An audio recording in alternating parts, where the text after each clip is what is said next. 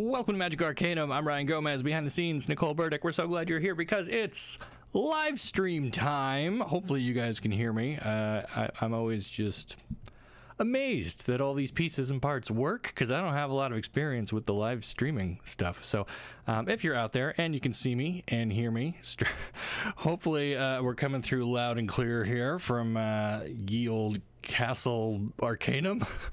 And today we're doing some fun stuff. We are doing early access for Lord of the Rings, Tales of Middle-earth, I think it's called. I don't know. I never read these books. I saw the movies like 100 years ago when they were out. But anyway, today we've got access to the VIP client, and I figured the best thing to do is to just jump right in and do a draft because I don't have any deck list prepared. I've barely looked at the cards in this set. I wasn't sure I was going to do the live stream early access stuff, but it worked out that I could, and I'm here, and Nicole made some beautiful new graphics, thumbnails and away screens and stuff like that. So I figured I would jump on here this afternoon and just kind of find out how these cards work and see if we can have some fun. I don't know, join in the fellowship, or maybe we're on the bad guy team. Maybe we're Team Sauron and all that. Maybe we're gonna hold onto the ring and be corrupted by its power. I don't know. All I know is there's a bunch of people eager to play. So we're gonna see if we. Oh dear, how do I unlock all my modes? Gameplay. Guess I should have done this ahead of time. Where do I go? Graphics, audio. Account, maybe? Unlock play mode. Okay, here we go. So we're going to open up everything, and we're going to, like I said, we get to do some drafts. And that's a lot of fun because normally you got to pay for those, but when you get the God account, you get to play for free. I know we're not doing March of the Machine. Okay, so how do I get it? Here we go. So we could do sealed, but I think everyone's probably doing drafts, right? We're going to do a premiere draft, Lord of the Rings, Tales of Middle-earth. And again, really not sure what the good strategies are, what the good cards are, but it doesn't matter. We're here to have a good time. Hello, thank you for joining me. It's a beautiful Thursday. I know we don't usually do live streams on Thursdays. I know a lot of you are probably at work or school or whatever, but appreciate you being here, spending some time with me if you're able to fit that into your day. We got the green cup. We got a bunch of seats filled. Waiting on a few more. Okay, be honest, Ryan. Would the ring tempt you? It would. I like to present this version of myself in my videos where I am pretty wholesome and uncorruptible, and but that's not really me. That's just for YouTube, for my scripted videos. The real me, the fact that you can turn invisible and do all sorts of cool stuff with the ring, I'd probably use it a lot, and I have a pretty addictive personality. Anyone who plays Magic and collects cards probably is of the same mindset where once you get a taste of something, it's really hard to put it down and stop using it. So I think the ring would probably have an easy time with me. I would not be the best choice to carry it the way Frodo did. I would use it for selfish things. I don't think I would use it for cruel things. I wouldn't hurt anybody with it, but I would probably get my own way more often than should.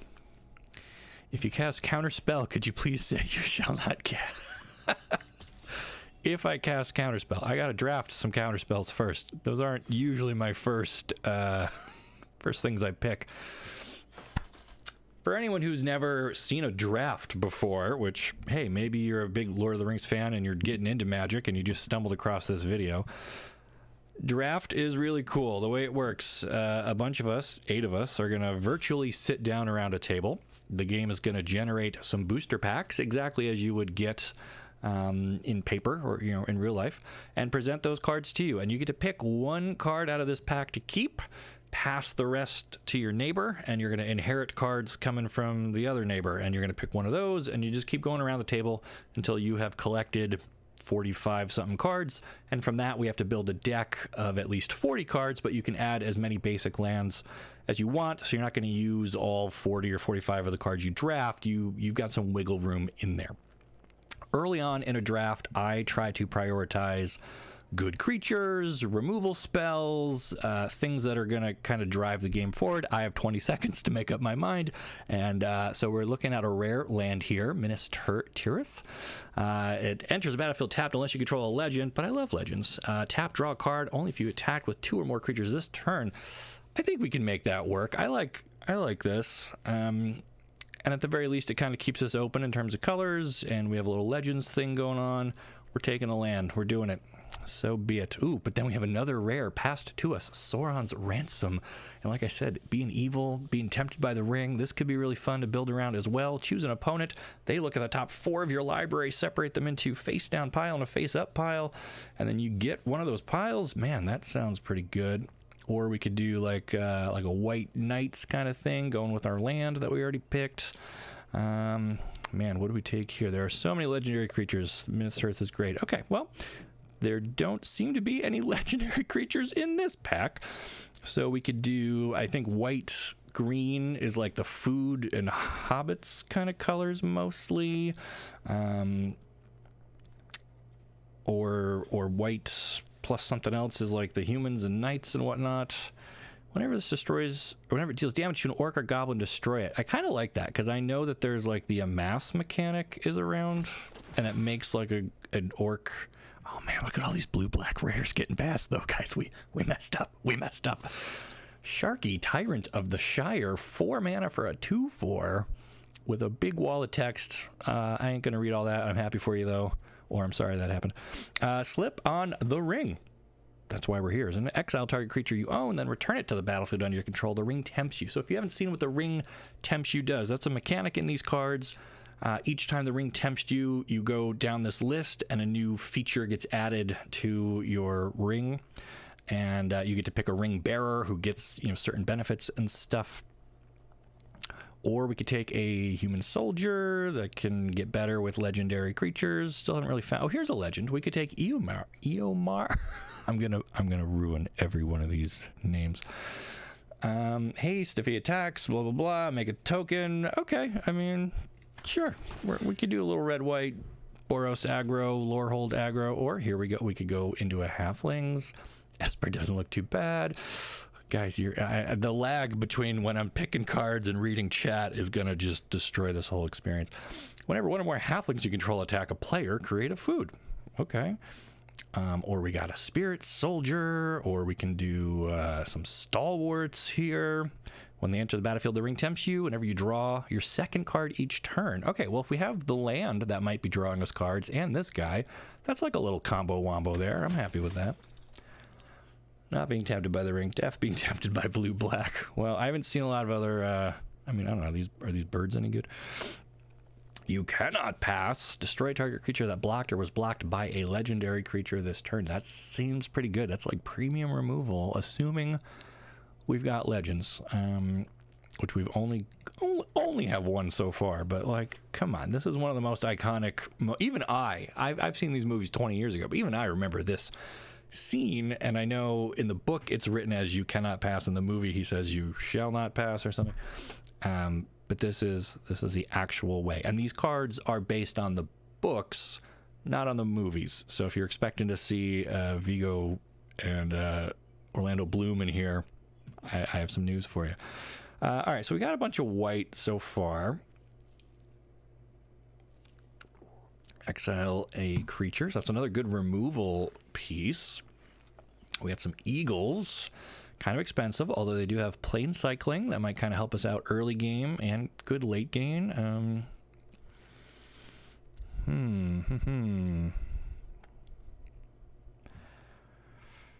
Create a treasure token and make some orcs.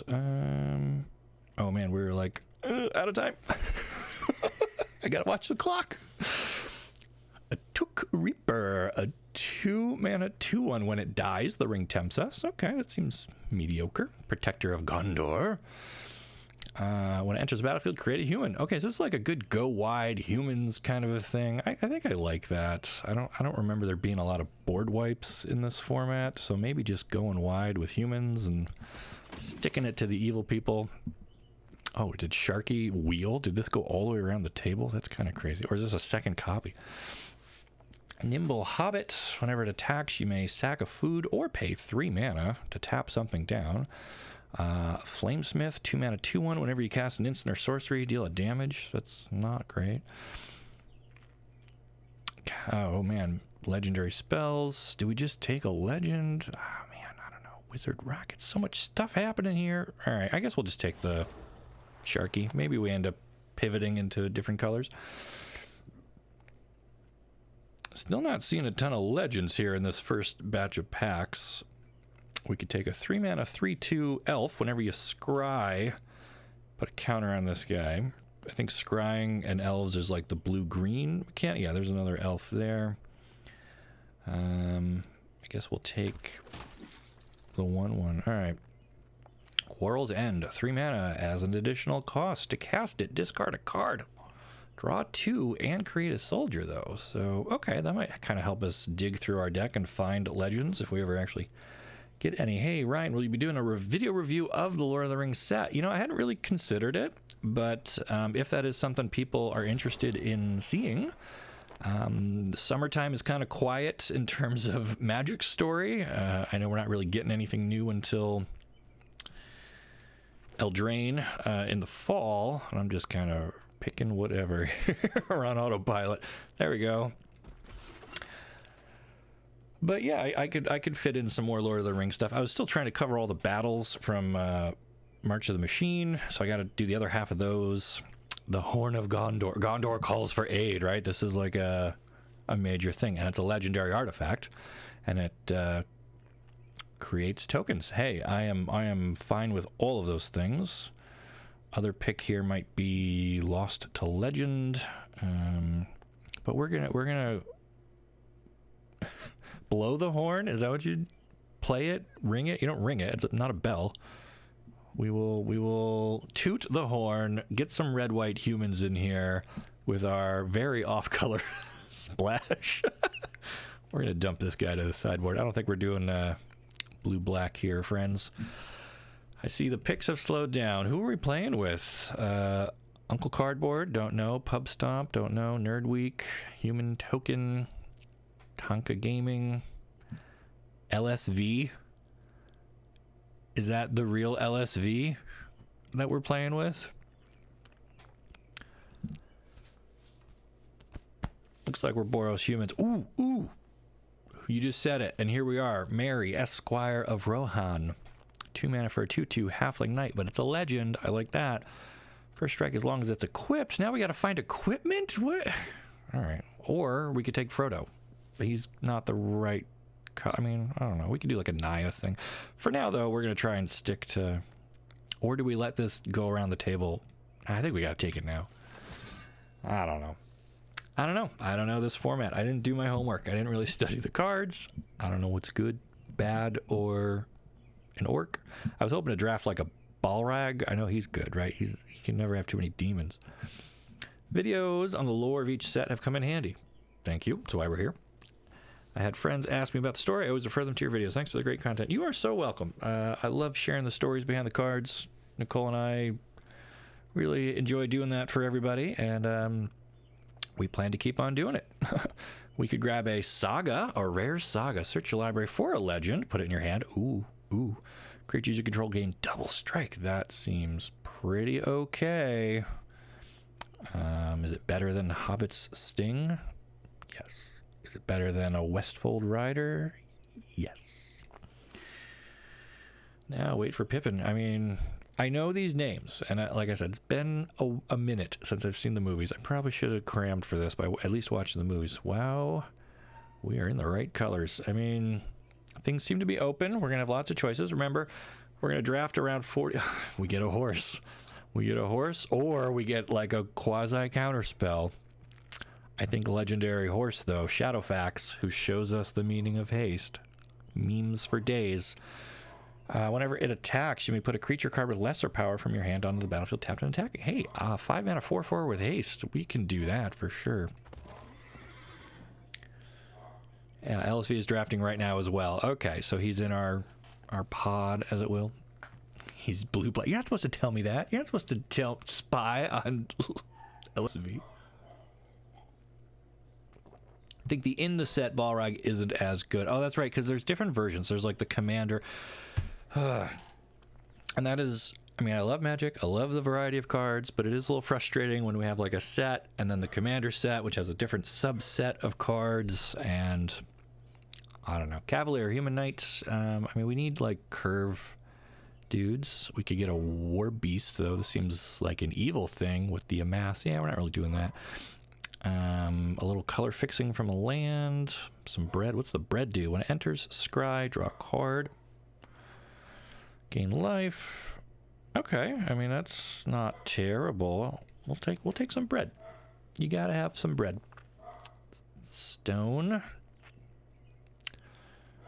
This is like more of a sideboard constructed kind of a card. I don't know if that's really... Oh, we got plenty of red though, so we could take a Human Knight. Yeah, I think that's like the most on flavor, on brand for us here.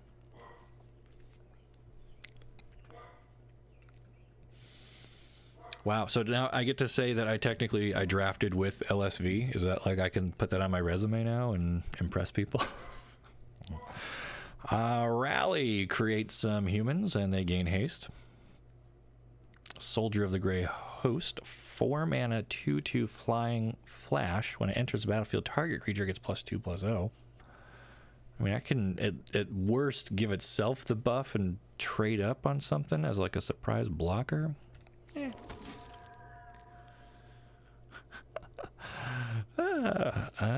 We have a legendary bird. That's kind of sweet, but again, doesn't quite fit with where we're at. A little halfling. Or a 4 mana 4/3. What we got? Like some 2s, 3, 4. We don't have a lot of like top end yet. So the game offers me 2 of them. Yeah, I don't think we want green or black necessarily. We're just going to kind of stay. Here we go. Oh, so we wanted some equipment. So this could work. Equips to humans pretty cheaply. We got a bunch of humans. So we'll take a blade. A Westfold Rider, 2 for a 3/1. Sack it to destroy an artifact or enchantment, but only as a sorcery. Okay. All right. And then a Shire Scarecrow for color fixing or defendering. I think these aren't going to matter. All right, on to pack 3. Our rare isn't in our colors, for shame. We can take another Cannot Pass.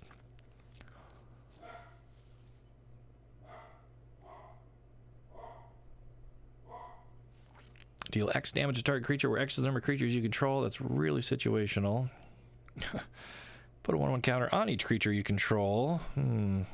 This is not a great pack. Gimli's Axe. Or Cast into the Fire. 1 damage to each of up to 2 creatures or exile an artifact. Really specific. I guess we'll take the equipment.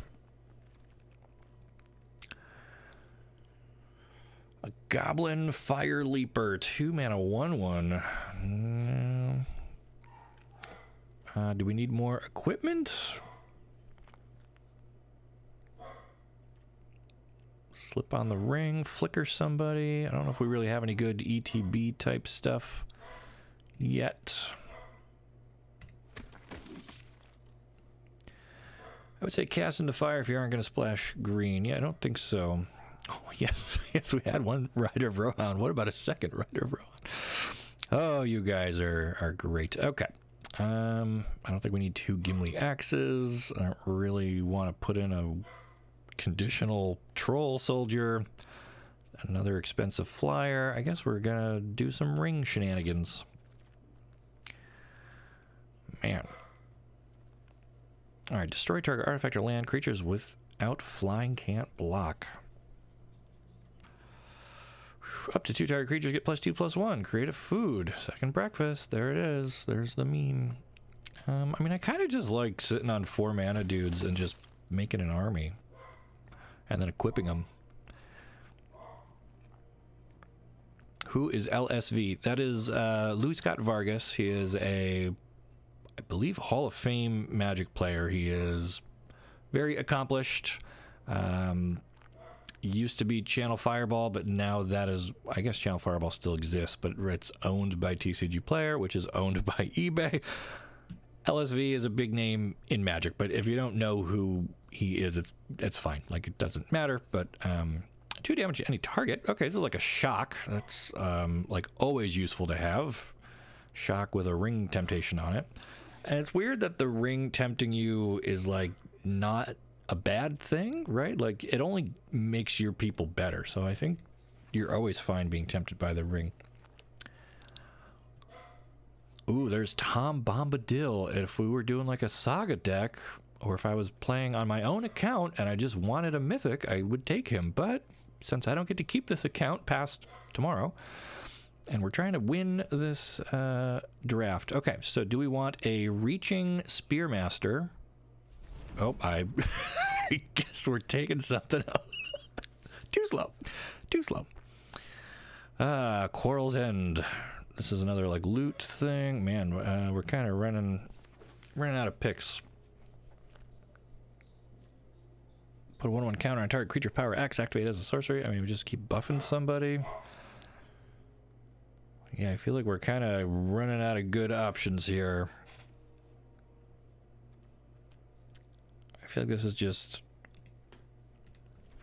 mediocre little bit of damage. And now we're again to off-color stuff. Oh, there we go. That'll work. All right, so at this point, I'm just kind of just getting us off the draft table so that we can look at what we have picked and start to figure out our deck. You give the Magic story and play. Yeah, believe it or not, I do play this game from time to time. Okay, so things that we probably don't need. I don't think either of these green cards are worth splashing for, certainly. And so you can see we've got 54 out of 40 cards, and we need to get that down to just 40. We don't need Tom. Okay, so I try to... and we don't need the black card. All right, well, that was an easy couple of cuts. We got to get rid of 12 more. So I try to cluster around like the 2 and 3 and 4 mana range, a couple of 5s or 6s, and maybe some of the really good ones. You just want a nice steady curve, and a lot of time it's the 2 drops in a draft that'll get you across the finish line. So mind you, we've got this sweet rare land that cares about legendary creatures, or activate if you attack with 2 or more creatures. We just kind of want to go wide and have a big enough army to keep drawing more stuff. So with that in mind, do we want Esquire of the King, a 1-mana 1/1? We can pay 5 and tap it to give creatures we control +1/+1 until end of turn. Costs 2 less to activate if we have a legend, so it would cost 3 mana to give everything +1 for a turn. Like, I don't love that. I think we can cut that.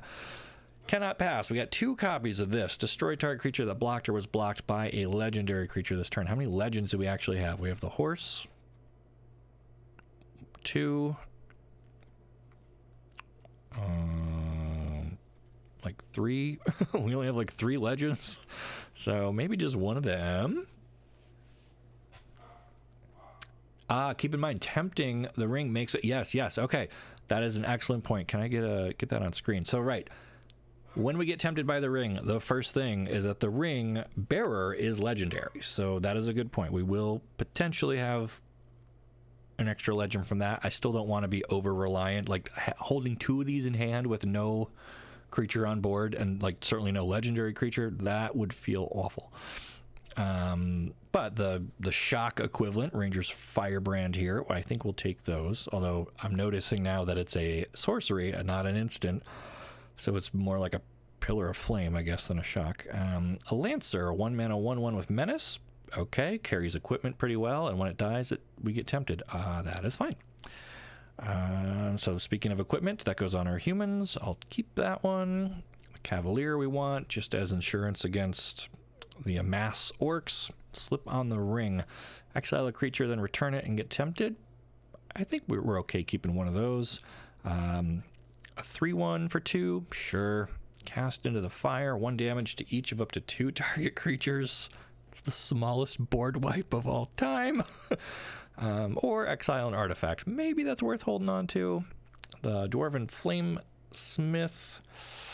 Whenever you cast an instant or sorcery, I don't think we're going to have a ton of instants and sorceries. This is more of like a red-blue spell slinger kind of a thing. I think we can cut those. Gimli's Fury. 2 mana for an instant. Target creature gets +3/+2 until end of turn. If it's legendary, it also gains trample. We can keep that for now. We've got Mary, who is a 2/2 with haste. And if it attacks with another legend, we get to draw a card. And yeah, if the ring makes somebody legendary, then okay. It would be Flavor Wind to cast Into the Fire on someone's ring. Yes, because the ring is indestructible, but you could exile it, and this exiles it. Yes, so that is a, I'm sure, very intentional Flavor Wind for... Boy, if we play against someone who drafted the actual one ring, that'd be pretty nuts. Draw Basin. I don't think we need 2 of these. I don't think we need any of these, actually. The bread, we said, is fine. Scarecrow, kind of dirtily for our aggressive deck. Don't want that. The axe, sure. Quarrel's End, to kind of discard our extra lands, sure. Create a treasure token and amass orcs. I don't love this one. And we need to make some more cuts anyway. The horn, we said, is good. Do we need 3 Protectors of Gondor? Do we need 2 Soldiers of the Grey Host? I don't think so. We want the Saga. Do we need 2 of these guys? Yeah, I like him.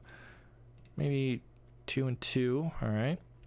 And then we got our Stalwarts, which could work. And the Eagles are the only thing where I'm kind of like, they're kind of expensive. 6 mana, 3/3 with flyer.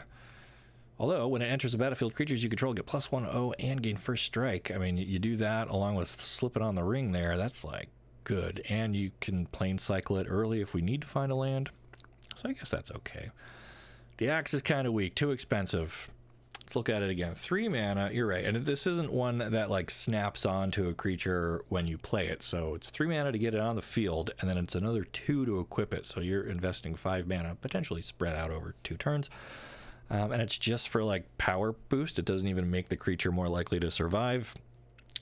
So I think you're right. I think the axe can go. Does that leave us enough equipment for Mary? I mean, I don't. Opportunity cost of the Eagles is low because of plane cycling. You are right. You are right. You guys are so smart. I love it. I should draft with a team all the time. One more to cut to get us down to 40, please. What else can we ditch here? I'm liking it. I think we have a good mix of 2-drops. So maybe our 4s are kind of glutted. What does this saga do? Search your library for a legendary card.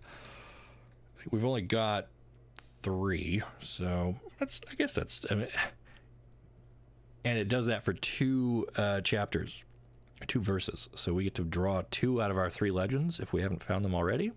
And then creatures you control gain double strike. I mean, that could win us a game right there. So I don't think I want to ditch that, but I don't know if we need 2, 3, 4, 6 4-drops or all of these 5-drops, man. I think this guy is simply cut a land. No. I think this is probably too expensive. 5 mana, 4/3. It does give you the ring tempting you thing, and it can get bigger, but it just seems expensive and kind of slow and not really where we want to be. So I propose something like this. This is what I want to take into battle. And we got... Why do we have Innistrad lands? Why? That doesn't make any sense. Can I change? Can I change these?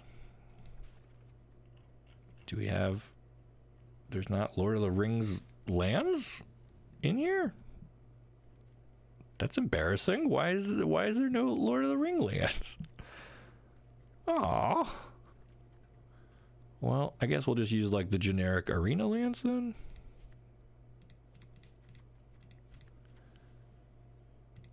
It's supposed to only be 8, I think, right? Okay. And then mountains. Same thing. Oh, it's like the Ravnica art, though. Like, that's not... God, this This is awkward. I wish I had my own cosmetics. All right, so what's the best Dominaria? That's like vaguely Lord of the Rings-ish, right?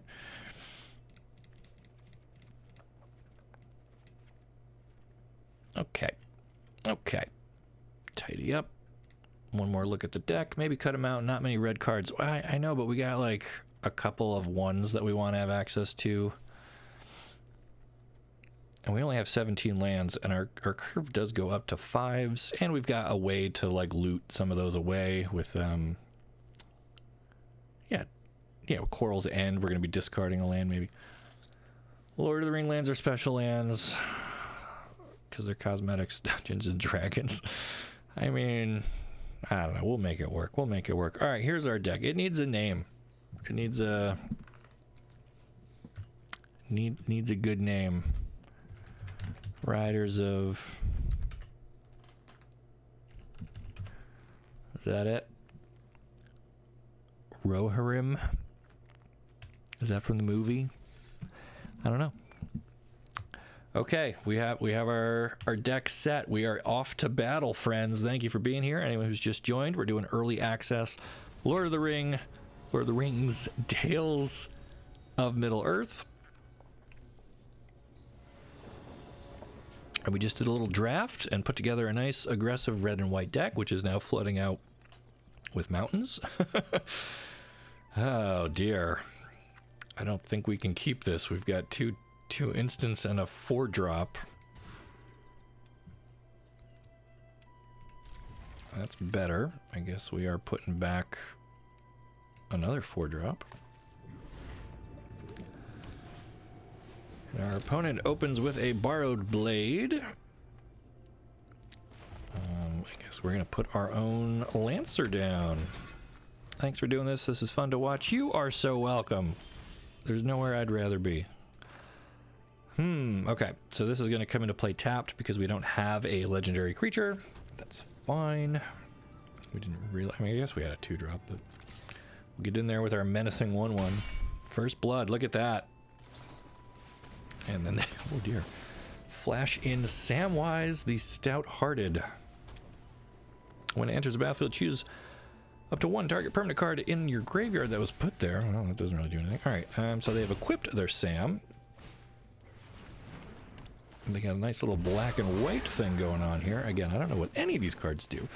March from the Black Gate, an enchantment. When it enters the battlefield and whenever an army you control attacks, amass Orcs 1. So this army's just going to keep getting bigger and bigger. That is fantastic.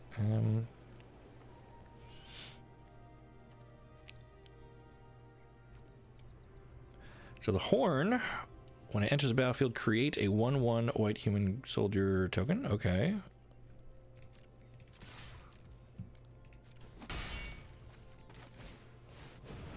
I mean, why not? It uses up all of our mana. We get to curve out. So Sam is the ring bearer, right? He's got the kind of glowing ring behind him. That's pretty sweet. So it's legendary. Can't be blocked by creatures with with greater power. Excuse me. So we can't.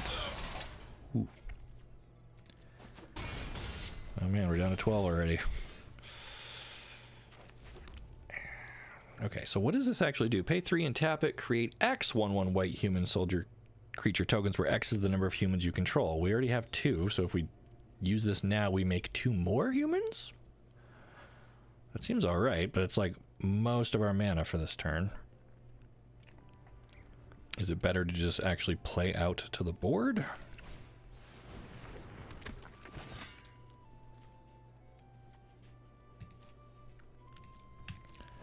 And I'm going to hold on to Slip on the Ring. We can use that as like a combat trick. Maybe block something and then flicker it so our thing lives. Ring Pet looks good, yeah.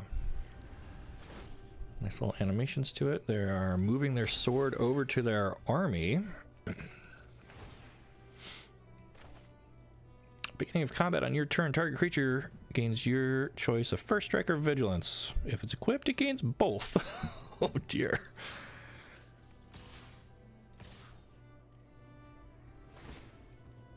Alright. So their orc army is up to 4.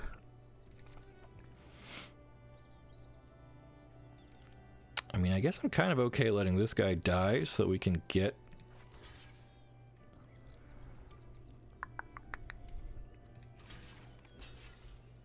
our ring stuff happening. Oh, but it's gonna lose all abilities until end of turn. Oh no. All right, well we could flicker this guy out then, but that seems worse. I think we'll just flicker this. Bit late to the party. Is this draft or standard? This is a draft, and honestly, it's not off to a super great start. But we put together a little red and white deck here, which has a lot of moving parts. And okay, so like now we could search our library for a legendary card, but we wouldn't really be able to cast it. We could just make 2 more tokens. That's probably the best use of our mana. Or discard something. I think I'd rather do that. We're going to discard the Saga, which hurts me. But it's fine, because now we have a legend.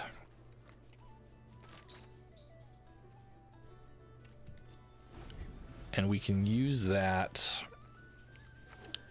with our You Cannot Pass to maybe monkey with somebody here.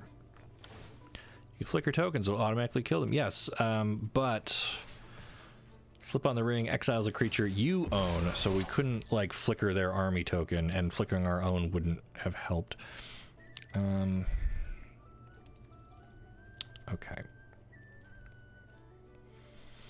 So this equipment says that creature loses all abilities, but our guy will still be legendary. Is that correct?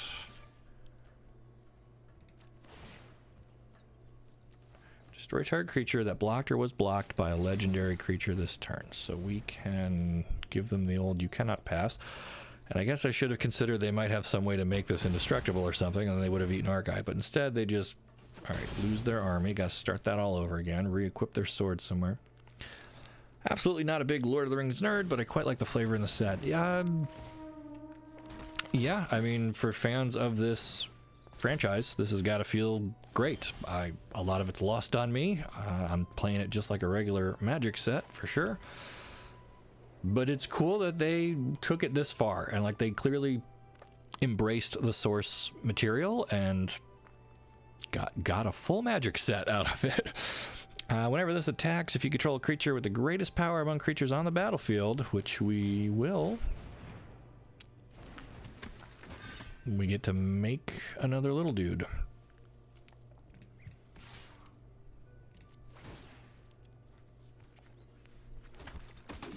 Don't know if that's like good.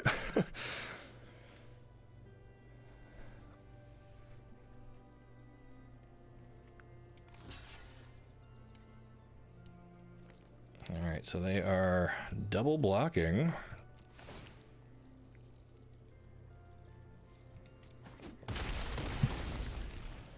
Okay. I think I'm okay with that, although I guess maybe not. So we still got 3 humans out, which means next turn, even if we draw like a land or something useless, we can still make a bunch of tokens with our horn. This might end up being like the MVP card of our deck here. I don't know.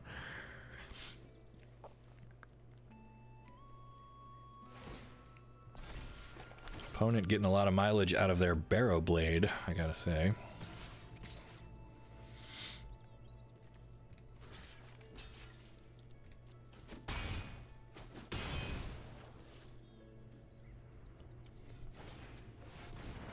Alright, so our Eastmark Cavalier is legendary and can't be blocked by creatures with greater power. So it could be blocked by anything with the same amount of power, and as I feared, there's a land, but that's okay. We'll just make some people. And so we could attack with the 2 of these and then draw another card off of our land, but I don't really want to suicide our dude into like a 2/4. Making a decent comeback. Why you gotta jinx it? How did they have the horn too? What is this? What is happening? I thought we were doing so good, and then they make 12 a turn. Welp. All right, so their ability to control the board here just a little bit better than ours. I guess we're taking some hits. Ow. Ow, ow, ow. All right, what do we draw? Shadowfax. No. Mary. Well. Make a human. Yeah, I don't think we're winning this one, fam. GG. So they have asked us, out of respect for the integrity of everyone's streaming, not to concede until like the game is truly over. If I was just playing myself, I probably would have just conceded by now. But because they want these to be fun to watch and let people do the thing, you know, I'm gonna let them play this out and just absolutely eviscerate me. Zip, zip, zip. All right, that's okay. Totally fine. Not worried about it at all. We are learning these cards and figuring out our strategy here. Having a good time. Not a problem.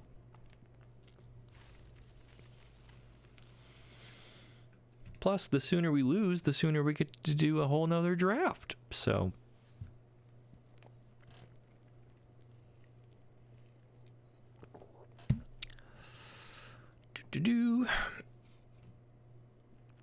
All right, Keeg the Greek says, just finished rewatching all the movies, makes the set more enjoyable. It is one of my wife's all-time favorites, and so we watched it many years ago, but probably about time to revisit it. Our daughter is 7, gonna be 8 soon. Might still be a bit on the younger side, but it'd be a nice family activity to do. All right, so this time, also, we had to mulligan that first game, so I feel like, you know, it wasn't really our fault. Although here, we still don't really have anything to play, but we have a good mix of lands and spells, so I don't really want to go down to 6 cards. There's our ring. I mean, I guess we got, like, blade into horn into this guy eventually.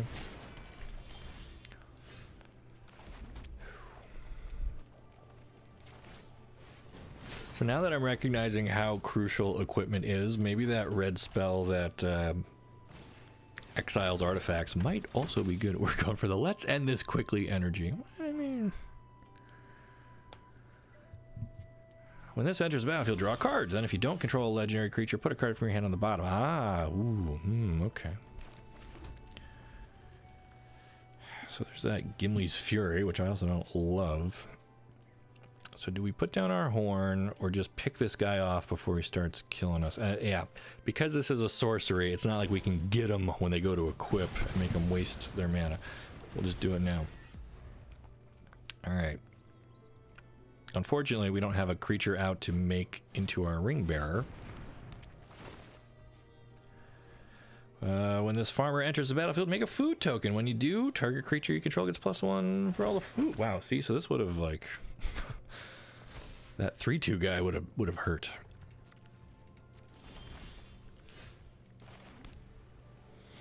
Okay, well, we have the lands. We'll be able to play this guy. Elmer? I don't know. Eomer. So our curve is working. Like, we've got stuff to do. Opponent apparently on a similar deck, same plan. Mirror match, if you will. You can't be tempted even if you don't have a creature. Yes, so the ring...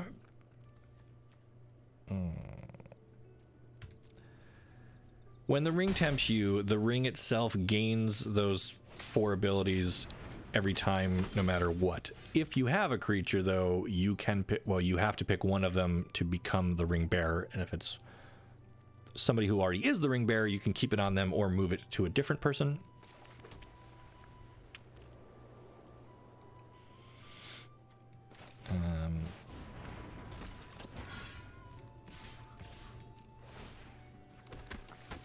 So we attack with the most powerful thing, so we get to get another human token out of that, which is great, because now next turn we can make like a bunch of humans, maybe.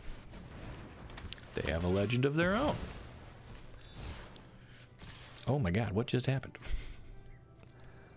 When Eowyn enters the battlefield, exile target creature an opponent controls with greater power. Ouch! That was so rude. That was incredibly rude. She just straight up exile. It's not even like exile until she's gone. It just... That's insane. Why didn't we get that card?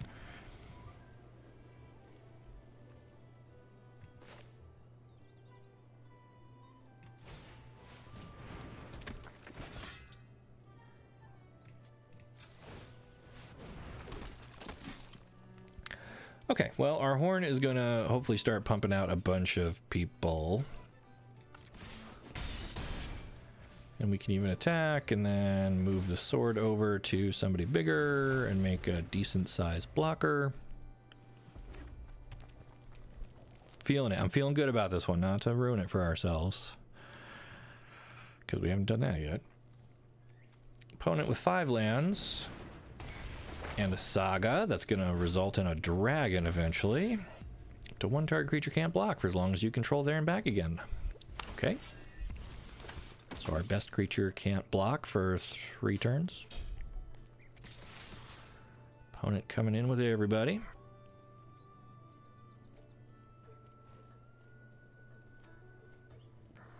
I mean, I don't want to take 8 damage.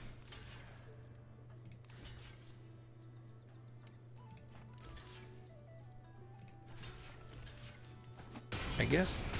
All right.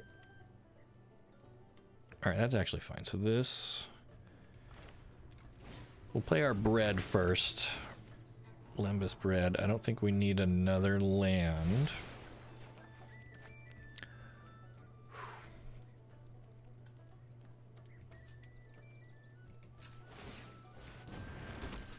I guess we'll just make some more chump blockers.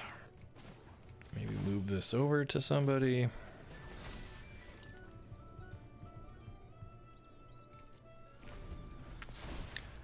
And at this point, we gotta find a way to kill them before they get a 6/6 dragon.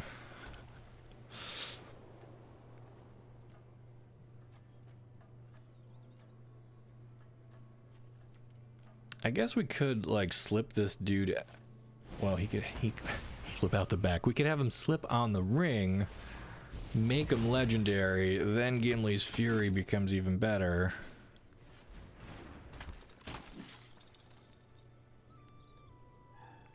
But I don't know.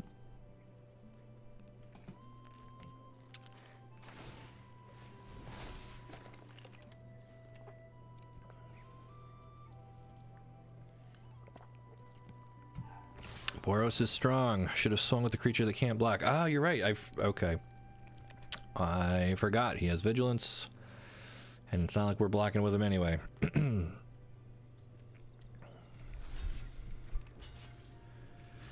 So I think, again, we can just kind of, like, keep chump blocking most of these. I think we'll do that, so that way we get at least 2 more out of our horn if we want.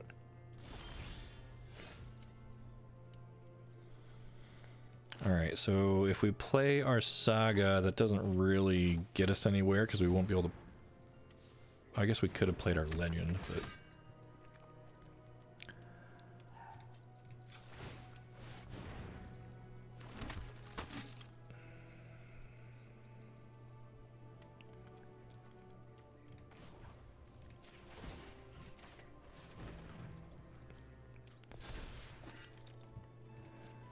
Okay.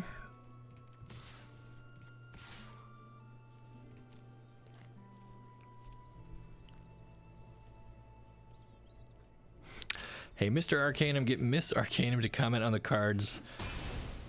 Our fan-made Morgoth card. I don't know what that is. Mrs. Arcanum is working right now. She has a real job. I just play Magic on YouTube. But perhaps after the early access event, maybe in the future, I could sit down with her and we can do one of those things where she drafts for me and then I gotta play. Okay, they have a dragon with haste and I did not even think about that and we're dead. Again, you guys got me distracted. Ugh. Okay, we're gonna need some help here. Luckily, Mrs. Arcanum let me borrow her little Gandalf plushie. So I'm gonna park him right in front of me here. Hopefully that'll help. And then if that doesn't do it, we also have a little Gollum plushie here. So maybe either one of these will help us out as we enter our third and final. I mean, not final. If we win, it's not the final, but the way things are going, it'll be the final. Who knows? Yes, I should have swung with that creature. I should have been better at magic. I should have not misplayed. 100%. 100%. You're right. Yeah, these are great, right? I got these for her as I think birthday or Christmas one year, couple years ago, but pretty sweet.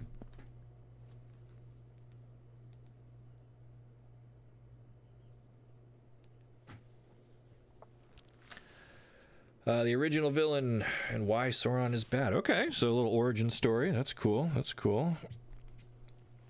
Still don't really know what would make a good card for that person, but I trust what you guys came up with. I'm sure it's great. Straight up indestructible god that does something like a cruel ultimatum. Okay, well, when I said what you probably came up with is probably great. Okay, so this looks fine. We got early engagement or interaction. We've got our Mary. We've got 2 lands to make it all happen, but why not? Why not? We're playing against Philippa. She is wonderful. I am familiar with her work.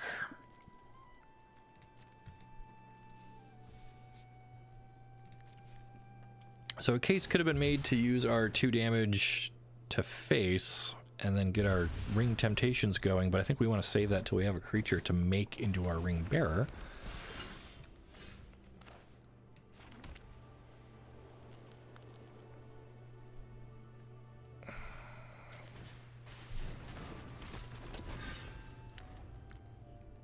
Early engagement. Be sure to like this video. I mean, like, you're engaging with your opponent, interacting, engaging, same thing, man. You know what I meant. All right, so for this one, I like playing Mary, burning their thing, making this our Ring Bearer, because whenever Mary and another legend attack, we draw a card. Boom! That's what this deck was supposed to have been doing the whole time. Oh no! Claim the precious! What does it do? Destroy a creature? Ah!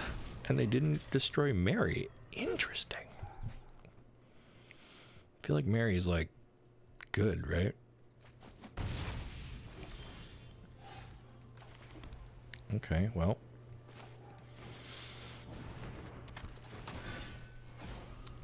Guess we'll just keep making legends who do stuff. So now our ring is at level 2. Whenever the Ring Bearer attacks, draw a card, then discard. So now we get to kind of loot our way through our deck a little faster. Wondering if the ring mechanic might be good in Commander deck. I think so. I think there's even like a pre-con Commander deck built to like make that a thing. So they have Gimli, the Dwarf Warrior, with 4/3 with Trample. Whenever a creature an opponent controls dies, Gimli deals 1 damage to that creature's controller. Ouch. Well.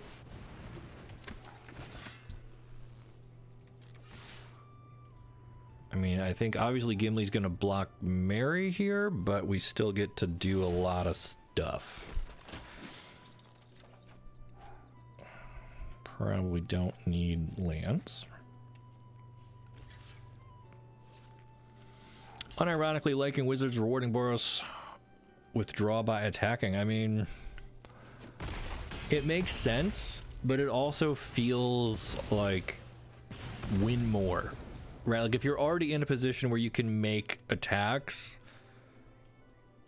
and then getting more cards from that, which then lets you make more attacks, and that just kind of snowballs, and that can feel really bad if you're on the receiving end of that. It's like, okay, my opponent was able to attack, I couldn't answer them. They got more cards for more threats, and you just start to feel like you're falling behind very, very quickly.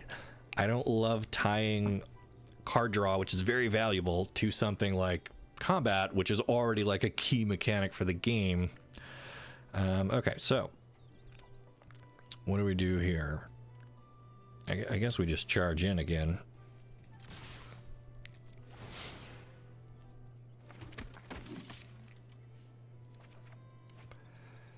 And ditch a land.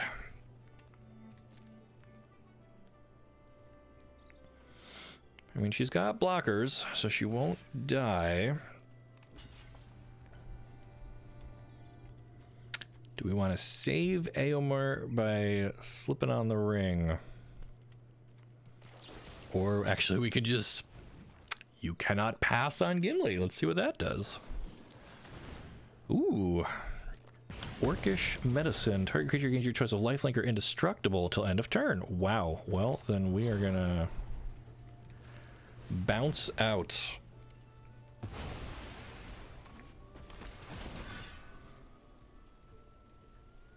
And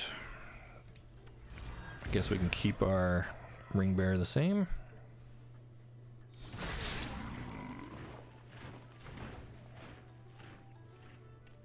All right, got a lot of combat tricks out of her hand there. She's down to just one card. You actually do stream. I do. I'm trying to do it more often. It's a little hard to fit into my schedule because I'm usually busy writing scripts, recording, editing, animating. I do all the lore videos I do entirely myself, all right here. That doesn't leave me a lot of time or energy to do live streams. The advantage of live streams, though, I don't have to write a script. I don't have to do a lot of editing or animating. I could just show up and be myself. So I'm trying to work those into rotation in a way that makes sense. I think we just swing here. Ditch a land. And there we go. We got a win. There you go. You can all say you were there when I got our... It was Gandalf. Gandalf's magic definitely helped us pull that one off.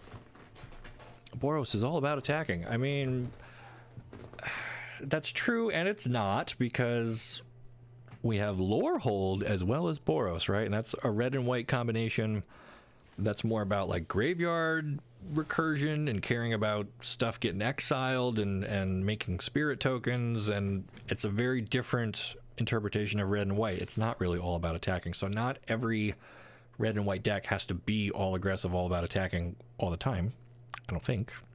And frankly I like the ones better that aren't all about it. Congrats. Thank you. I'd like to thank the Academy. Lore videos are my go-to when it comes to catching up with the story. I mean, that's what they're designed for. I know not everyone has the time or desire to read all of the written stories, so recaps are a great way to get up to speed on things so you don't embarrass yourself at F&M or game night or whatever, and you can walk in and your friends are talking about, you know, who killed who or where the story's going plane-wise, and you're up to speed. Nobody likes to feel silly playing with their friends when they're all talking about something you have no idea what's going on. So thanks for watching the videos. That's our bread and butter.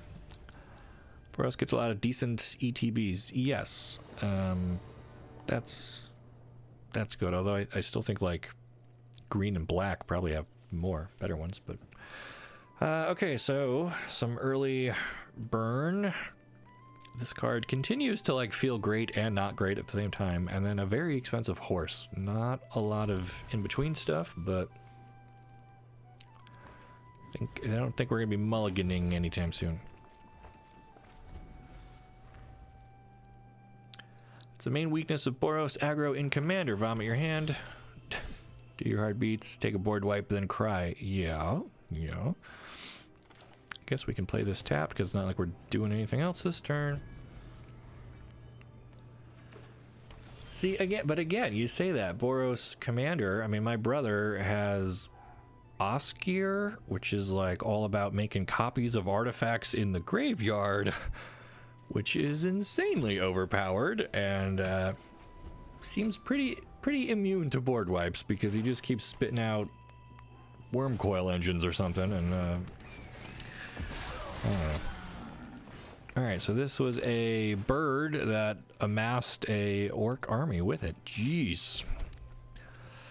So I think we're gonna do Cavalier and what do we torch the orcs before they get any bigger? And now we have a legendary ring bearer. Cavalier. Cavalier Prime. Wow, 2 Rangers Firebrands. I mean, it's only uncommon. They have King of the Oathbreakers, a 4-mana 3/3 with flying. When it or another spirit you control becomes the target of a spell, it phases out. Oh my god, we can't kill this thing. Whenever King of the Oathbreakers or another spirit you control phases in, create a... Oh my god. Why? I guess we could just, like, surprise block it. So this can't block our guy. Ooh.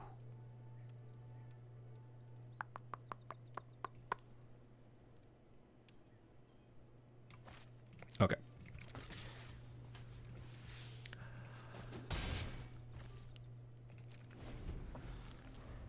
Maybe I was supposed to use the other firebrand to kill this bird and level up my ring so he gets to do more stuff. My plan right now is to lure our opponent into attacking with the king, flash in my soldier here, give itself the buff. Yeah. Well, here goes nothing.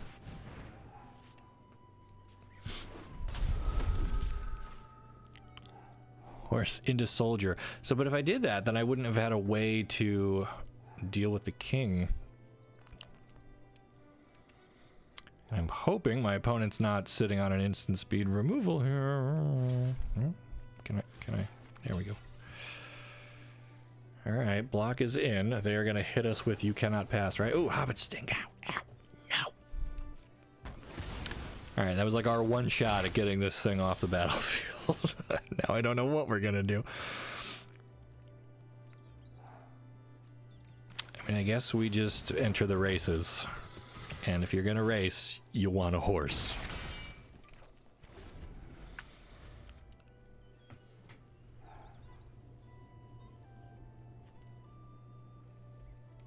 Except now they know that our hand doesn't include any creatures with less than 4 power. Oh. King Oathbreaker is pretty annoying. I mean, right. Whenever it or another spirit becomes the target of a spell, it just phases right out. You can't ever hit it with a spell. You need, like...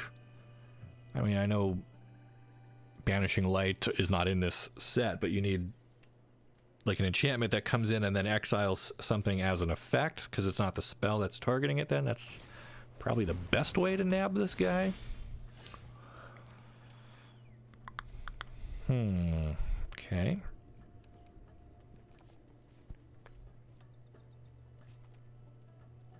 Well, I'm going to start by dropping some bread. I mean, that's not bad. I'll pick that up. And then I guess we get this guy out of the way so they can't block with it. Keep our ring bearer.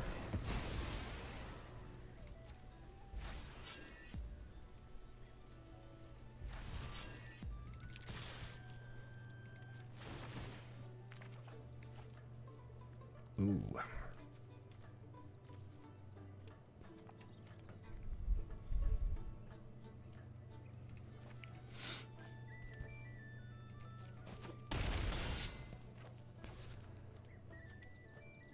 And then, okay, so we can eat our bread later to gain 3 life. We'll probably do that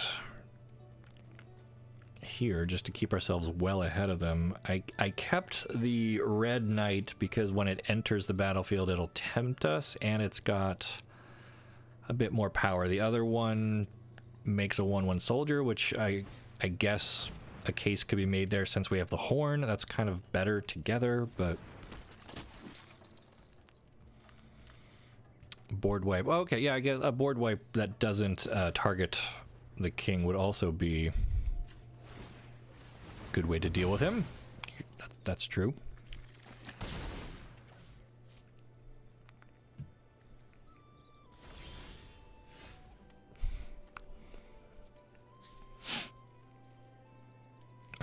So we could drop in our knight, tempt ourselves. What happens on level 3 of the ring? Your ring bearer becomes blocked by a creature. That creature's controller sacrifices it. I mean, it already can't be blocked by something with greater power, so this can't be blocked by that anyway. You know what? I probably should have kept this guy because he's small enough that the horse works with it. So I think instead we're going to attack. We get to loot. Oh. And now we could just draw another card with our land.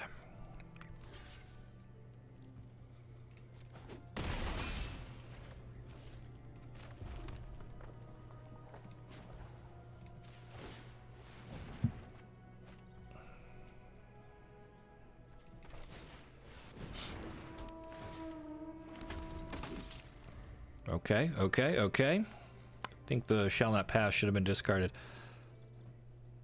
Probably. I mean, I'm a sucker for holding on to a piece of removal, even if it's conditional, although we've got technically two legends in play, so I think this is going to be live for a while. Although we do have to actually block, and it's not like we can use it against their king. But he's not really doing enough. They're going to have to start leaving this guy on defense here pretty soon, because we're about to overwhelm. And if our horse lives, we get to bring in our rider for free. Just discarded your horse. I mean, Shadowfax says when it attacks, you may put a creature card with lesser power. And this is a 4 power, so it's the same. So we couldn't have played the horse for free. We could have played it after combat. But instead we used our land to draw an extra card, and then also still played out our horn.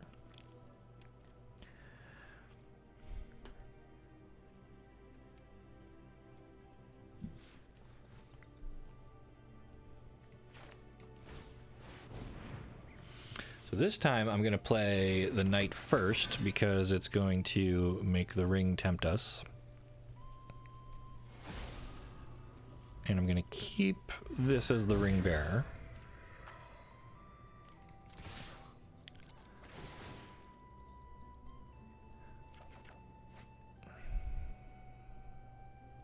And now I think we can ditch you cannot pass. And then Shadowfax is going to let us put down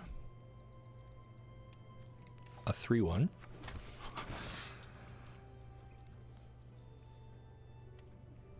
Early access, you say? Yes. So this is the Lord of the Rings Tales of Middle-earth. Early access. It comes to Arena for the general public next week, but a select group of content creators get to play it today and tomorrow. It's a 24-hour thing. Okay.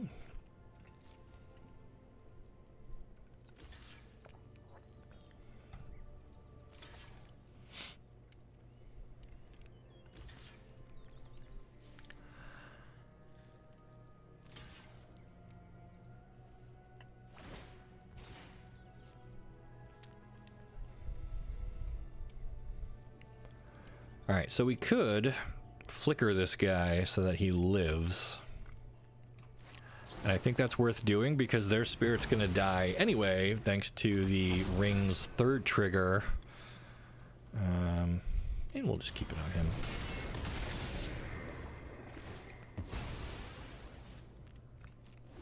That felt pretty good. Opponent down to 1.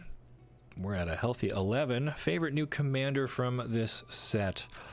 You know, as I was saying earlier, I haven't studied this set a whole lot, and I always get kind of confused because they do the previews for the Commander product, the Commander pre-constructed decks, along with the actual set, so I always kind of struggle to remember what's in here and what isn't. So I don't know, I like wizards. I would probably do like a Gandalf kind of a thing. I think he's probably my favorite character. We got the little plushie keeping us company here. Oh. And there's a couple different versions of Gandalf, right? There's like a blue one, a white one, well, a couple of white ones. So I think that's where I would start. Some wizards, just, not arriving early or late, just arriving precisely when I intend to, and all that. Okay, opponent managed to spam out a ton of stuff.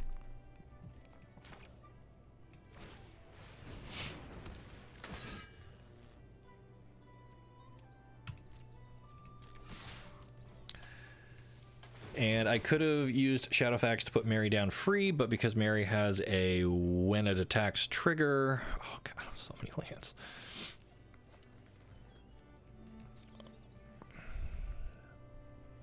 We wanted Mary at the start of combat rather than being put in by the horse.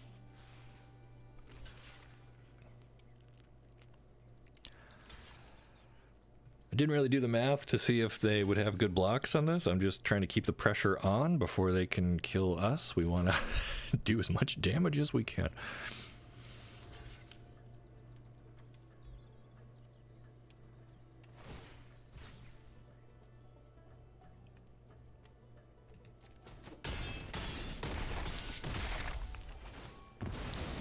Wow.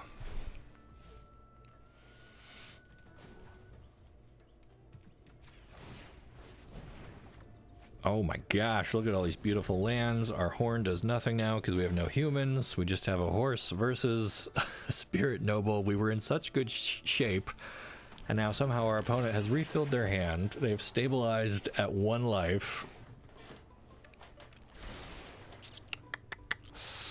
Not great, not great.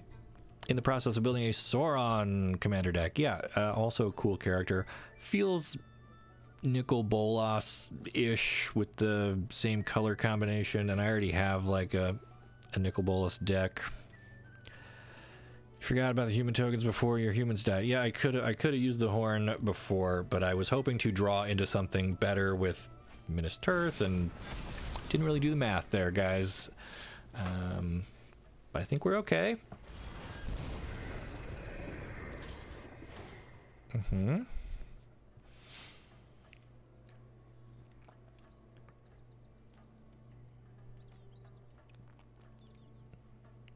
Math is for blockers. Yeah. It is difficult to map out your turn and sequence everything optimally while talking with chat. Not that I need to make excuses, although drawing all these lands doesn't really help either.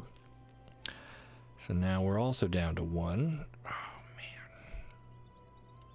So that's it. We are going to be dead to this ghost, right?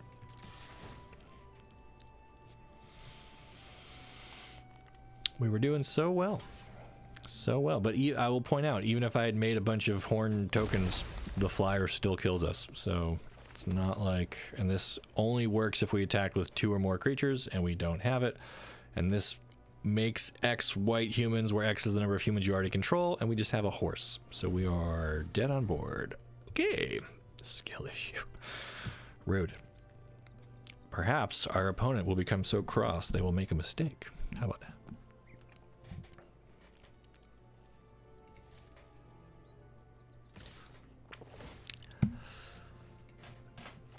It's okay. I will take joy in our defeat because it means we're going to get to do a whole nother draft, make a whole new deck, see a whole new bunch of cards. That's why we're here. That's why we're here. We're not here to win or lose. We're just here to have fun and play the game. Plus, we got a cool avatar, so we're good. We're good. Bum, bum, bum. Okay. Claim our rewards, not that we get to keep any of them. Let's review the deck real quick one more time, just kind of go through what we liked, what we didn't like. So Shadowfax, pretty cool. 5 mana 4/4 with haste, and you get to put stuff for free into play attacking. Eomer, 5 mana 5/4 with haste. I like the hasty beaters, and this one also makes free bodies if it's the biggest thing out there. Never saw these eagles, right? Ever. 2 relentless dudes, 2 protector dudes. They were fine. Fit the curve.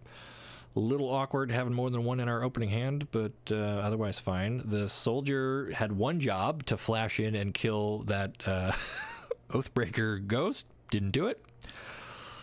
And the saga sounded good in theory, but we never really resolved that either. So Horn, however, feels great. If you've already got a board, this kind of quickly snowballs into a huge army, but if you have nothing on board, this is kind of useless, although it does give you at least one token when you first play it. Quarrel's End was fine. I think we discarded a land and drew some new stuff and made a soldier, which worked great with the Horn. I mean, these two together were great. We saw our opponent use their equipment to good effect. I think maybe we kind of underdrafted equipment.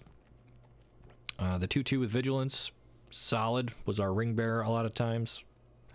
Slip on the ring, good little combat trick, good way to reuse your ETBs and turn something into a legendary permanent by making it your ring bearer, which wound up being more relevant than I had anticipated. The Rider, just kind of a curve filler. We didn't really use it to destroy any artifacts or enchantments. Cast into the Fire was in our deck, but we never drew it. Would have been great against that opponent who also had the Horn.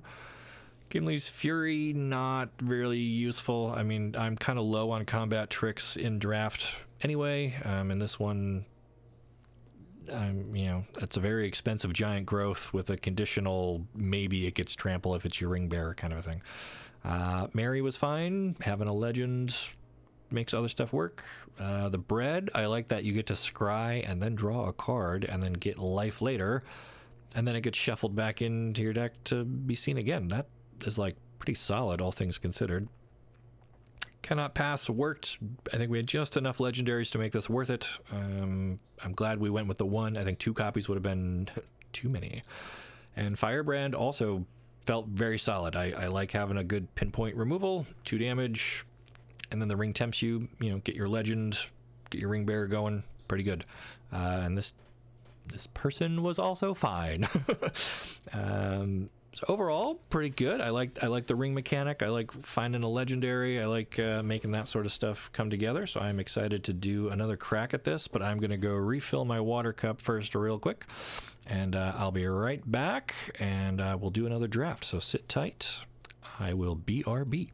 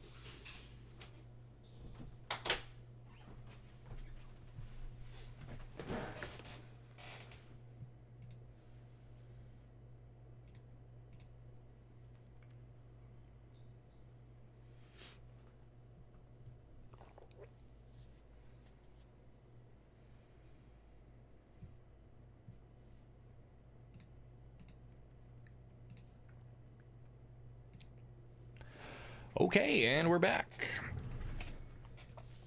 For anyone who recently joined, we are doing a live stream early access for Lord of the Rings, Tales of Middle-earth. doing some drafts. We just did a good guy red and white deck. This time I think I'd like to try something evil, maybe forcing different colors, blue, black, or maybe get like the orc amass thing going, or you know, just get up to some no good, you know, just we also got Gandalf and Gollum keeping us company here. Let me get a full screen. Where's my... there we go. There's my buddies. Again, I'm not super into Lord of the Rings, but my wife is a big fan, so she had some cool little friends hanging out, keeping us company today. Waiting on some seats to fill for this draft, and then we'll get started. And yeah, you're going to see misplays. I haven't read all these cards. I'm not super familiar with this draft format, and I'm trying to engage with chat and, you know, have a good time. So if you're here looking for top tier gameplay, you might want to switch to LSV or somebody else. But we're doing the best we can. We're having a great time. We're exploring all of the intricacies of a new set of cards, and I can't think of anywhere I'd rather be or anyone I'd rather be here doing this with. So thanks for spending time with me on this beautiful Thursday. I know usually we do these on Fridays, but the early access event starts at 10 a.m. Pacific on Thursday, and it runs for 24 hours. I think it goes till 10 a.m. Pacific tomorrow. Now, I'm on the East Coast, so for me it's more like 1-to-1, but here we are. Okay. I prefer this layout way more. So, number one pick, do we want Legolas, the Master Archer? Maybe like blue-green elves. That could be kind of fun. Although I did say I wanted to try like evil stuff. That's like spirits. That's a tree guy. Theoden, pretty baller. Where was he last time? Man. Nasty End. Okay, I mean that's pretty on brand, but like you can't pass up Legolas, right? Whenever you cast a spell that targets him, put a 1/1 counter on him. Whenever you cast a spell that targets a creature you don't control, deal damage equal to its power up to... Man. I mean, all right, we're gonna try for some elf action here. Nicole, I hope you're out there watching this one because you're a big elf fan. I know I said it. Well, maybe we could do another one after this. All right, horses. Return up to 2 target creatures to their owner's hand. Scry 1. 5 mana, though. Oof. Arwen's Gift. 4 mana. Costs 1 less to cast if you control 2 or more legends. Scry 2, draw 2. I mean, that's pretty good. Any of these elves? We could take a bow. Tough. This is tough. I mean, I guess we'll take... Should we stay on green? Search your library for a basic land, reveal it, put it in your hand, shuffle, create a food. I mean, that's pretty good. Nah, we'll take that. The bow is quite good. Well, where were you 10 seconds ago? Probably don't need a second Arwen's Gift. We could do Tree Folk. We could do like a whole elves and Tree Folk kind of a thing. 6 mana, 5/7. I mean, again, with the forest cycling, it's probably all right. Mushroom Watchdogs, 2 mana, 2/2, sack of food, put a counter on it. Not bad. Destroy target artifact, enchantment, or creature with flying for 3 mana. I think we'll take the Tree Folk here. Maybe we're going to have some halflings in this. Old Man Willow, a black and green Tree Folk. Or some elves. Here we go. 3 mana, 3/2. Whenever you scry, put a counter on it. Oh, yeah. Okay. That's what I want. I think we're going to do the green, blue, scrying elves. That's what I want. And as soon as I say that, we get stuff like the Shire. Tap an untapped creature you control. Create a food. I mean... The Blade is also pretty good. That hurt us last game.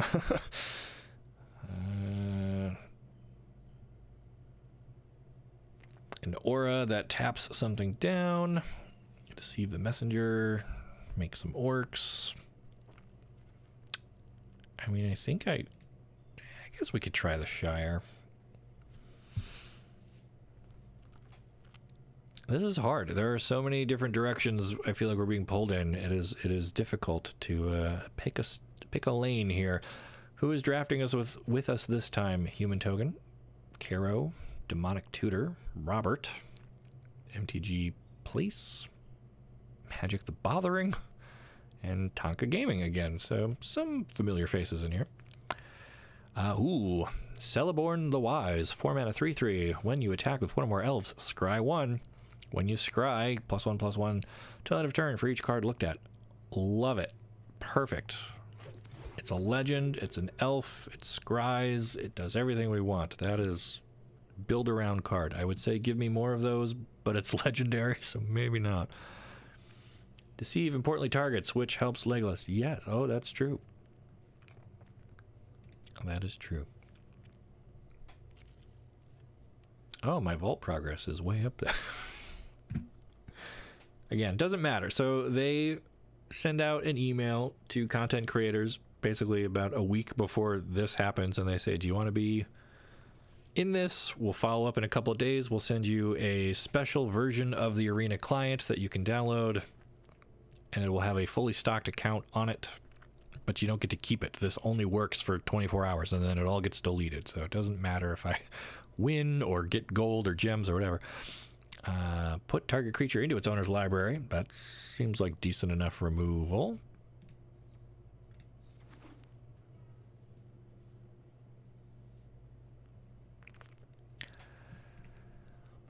All right.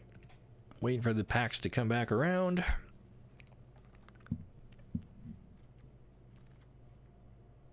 All right, so we can take a Mirkwood Spider, a 1/1 with Death Touch. Whenever it attacks, target legendary creature you control gains Death Touch. Or a Human Pirate, Captain of Umbar, 3 mana 2/3. Draw a card, then discard a card. Or the Bag End Porter, 4 mana 4/4. When it attacks, it gets +X till end of turn, where X is the number of legendary creatures you control. I mean, we've already got 2. Yeah, I'm agreeing with the computer's pick here. I think that's where we want. Okay.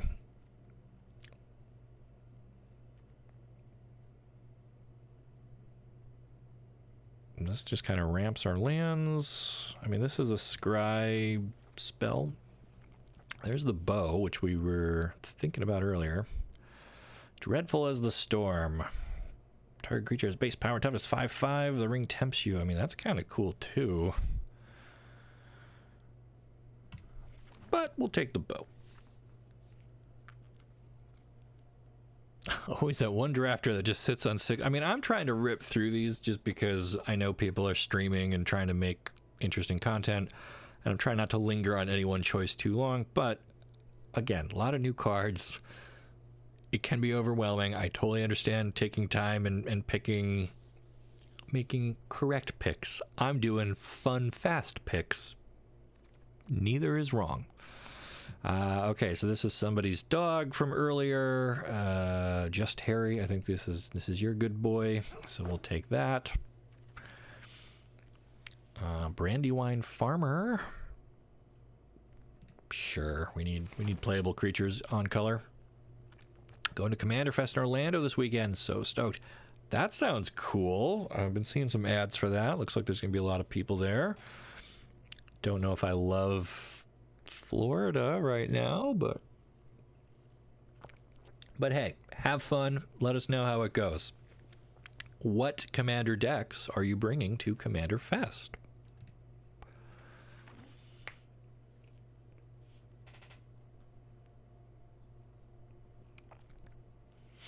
All right, we got some elves. We're getting some random other people mixed in here.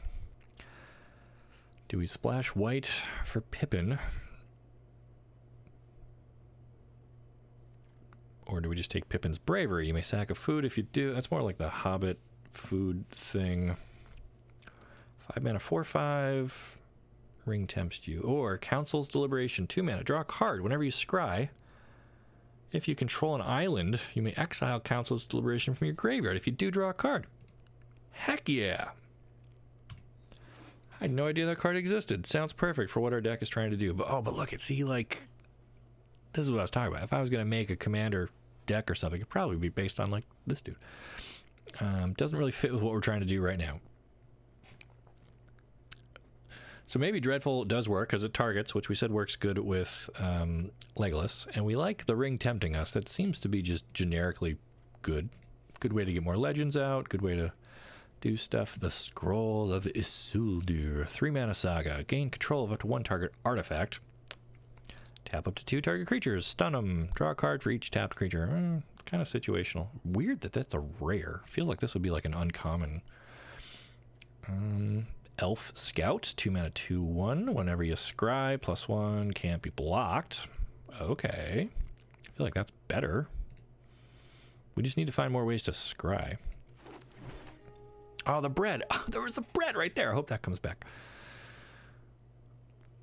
What is Commander Fest? I think it's just like a big convention where you get together and play Commander, and there's going to be, I'll say celebrities. I don't know if that's the right word. Magic community influencer, people like me, streamers, although maybe also Post Malone. I don't know.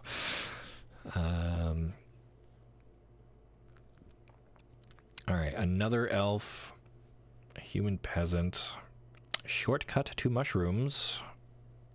It's an enchantment. Enters the battlefield and tempts us. At the beginning of our end step, if a permanent you control left the battlefield, put a 1/1 counter on a creature. That could be good. Return target non-token creature. Ring tempts you. Okay. Or protection, hexproof, and +1/+1. A lot of good choices in this pick. Guess we're taking Bombadil's Song.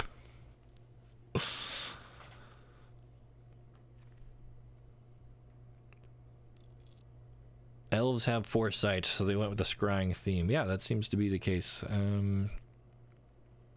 Human Knights, whenever you draw your second card, it gets bigger. Not great. 4-mana 3/3 to start.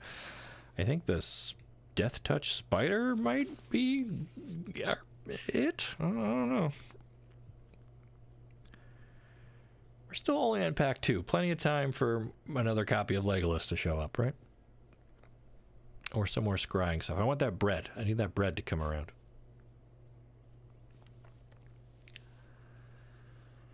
And then what are we building? Is this like a... Doesn't feel like an aggressive deck. Doesn't strike me as being aggro.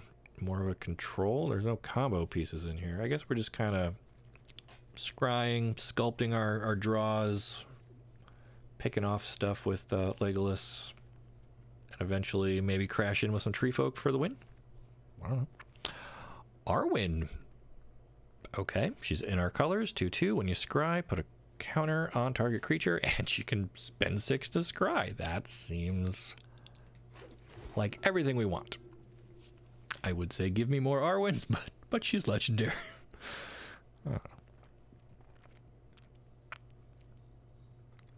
Feeling good. I'm liking this deck even more than the red-white one, and I liked the red-white one quite a bit. Oh, hey, we have 5 jump-in tokens. Goldberry, a nymph, not an elf. Move a counter of each kind, not on Goldberry, to another target permanent. Move 1 or more. So she kind of moves counters around. I don't know if that's quite what we're looking for. Here's a human shaman that we can tap for mana. Tap target creature, scry 1, draw a card. Hello! We love drawing cards, we love scrying, we love tapping stuff.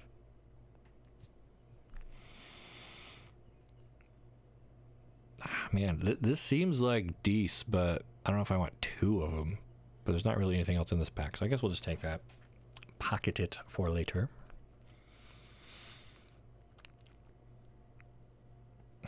W for Goldberry. I mean, she seems cool. Seems like a great card. And again, I don't know the character.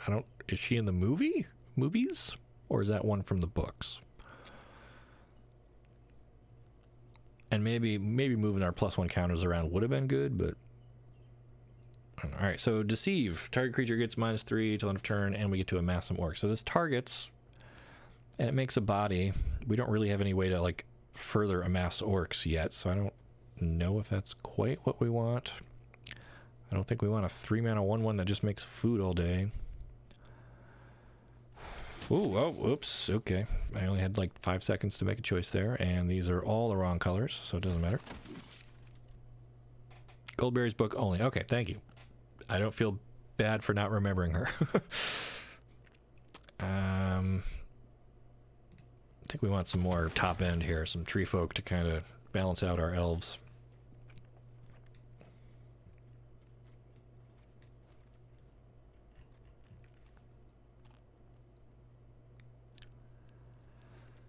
She's Tom Bombadil's wife. Okay, okay, and I know Tom's not in the movies. Okay, that makes more sense. Cool. The world is coming together for me. Thank you. I guess we're getting these knights whether we wanted them or not. All right, what are we looking for in our third and final pack? More Legolas? More more spiders? Minas Tirith again. The bread. Saruman's Trickery. 1 blue, counter target spell. Birthday Escape. Just straight up draw a card and the ring tempts you. That's cool.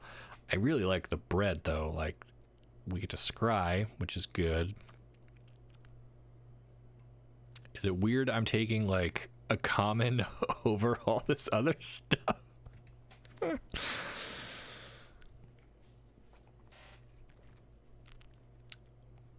Okay, another rare saga. 2 to scry 2. Ooh, put 2 1/1 counters. Ooh. Till end of turn, target creature control gains. When this creature dies, draw 2 cards. Ooh. I mean, that's like everything we want to be doing, right?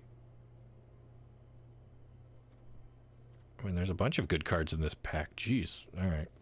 More bread. More bread. We're taking the saga. Lost Isle Calling. 2 mana for an enchantment. Whenever you scry, put a verse counter on this thing. Pay 6. Exile it. Draw a card for each verse counter on it. If it had 7 or more, take an extra turn. Jeez. I mean, that's like the payoff for the scry deck, right?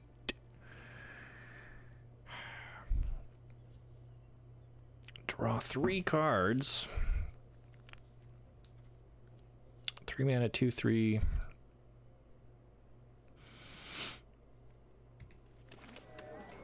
I don't know. I would look for removal. Well, here's the thing about green and blue. A human cleric. Tapping on tap stuff. Elf pilot. Flash. When it enters the battlefield, scry. Yes. We don't really need removal. We're just going to bury him in our value. I really like the bread.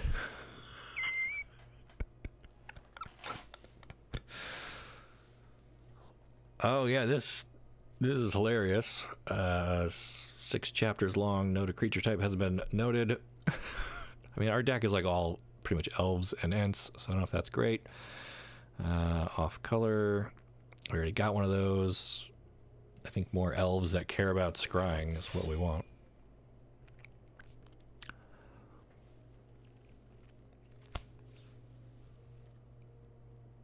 Bill Fernie, a rogue, makes treasure, or gain control of horses. Okay.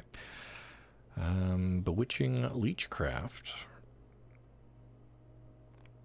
Enters the battlefield, tap enchanted creature. I think that's our removal, right? We can just tap down anything problematic. Except for that Oathbreaker Spirit King who phases away from everything. Rip Celeborn. Well, we got one. How many are we supposed to have? Didn't we get one? Yeah. See, we're fine. Okay, getting down to the last couple of picks, and people are really hemming and hawing over it.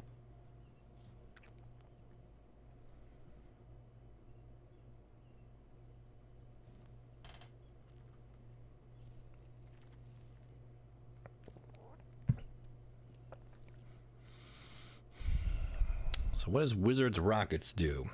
It enters tapped. Sack it, add X mana, draw a card. It's just like a filtering thing. Don't love it, don't love it. Another spider, I guess.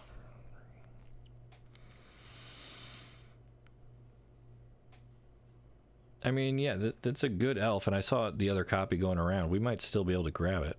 4 mana, Gift of Strands, flash, enchant creature. When it enters scry 2, enchanted creature gets swole. Or 5 mana elemental that enters and scries. Oh god, I don't know. Okay, we took that. Revive the Shire. 2 mana, return target permanent from your graveyard to your hand. Create a food.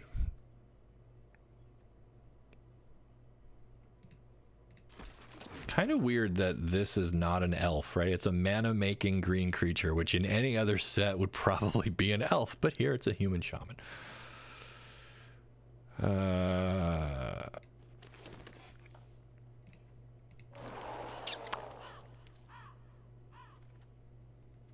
Sure.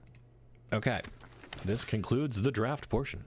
Do you plan on attending pre-release this weekend? Unfortunately, I will be traveling with my family. I'm not going to be around to do a pre-release this weekend. That's why I'm excited to be doing the early access event here. This is as close as I'll get to touching new cards for right now. But that's fine. That's totally fine. Okay. And as for Nicole, I can't speak for her. I don't know. I think she's working right now. Sometimes she joins in on the chats. Sometimes she cannot. Okay. We are at 56 cards. We got to cut some stuff. So how do you guys do it? Do you start with your whole pile and make cuts to get down to 40? Or do you start with nothing and just bring the cards in to work your way up to 40? Are you a cut down person or are you an add up person? Which is better?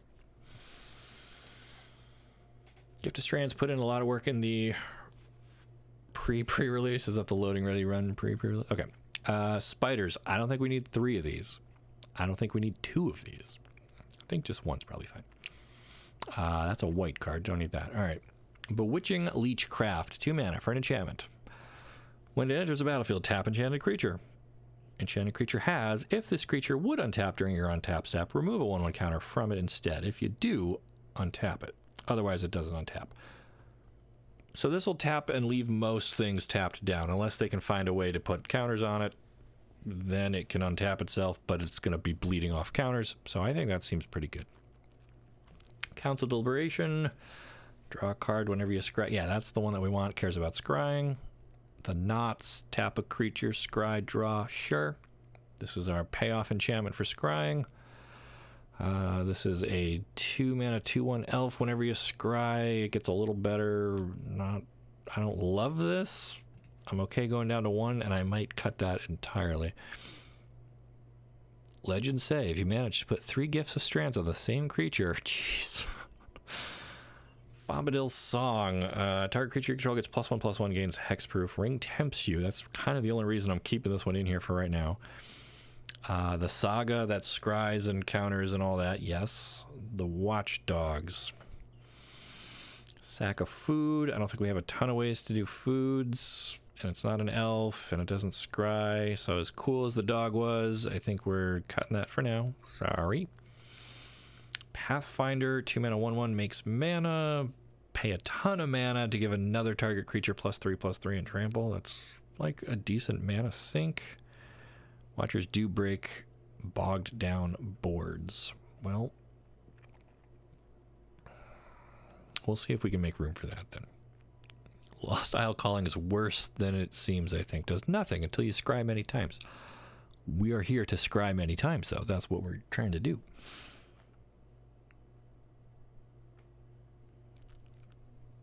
I don't know if I need this Pathfinder. I don't think we're, like, hurting for mana. Arwen we want, for sure. The bread we want, yes. Scarecrow, no. I mean, turning something into a 5/5, but it's 3 mana. I'm going to say no for right now.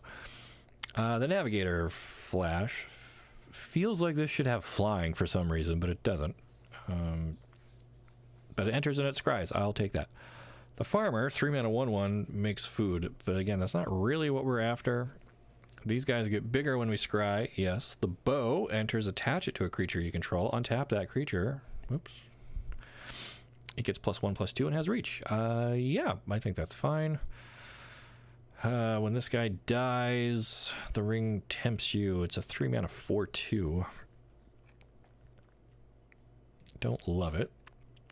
Peregrine took Legend. If one or more tokens would be created under your control, those tokens plus an additional food are created.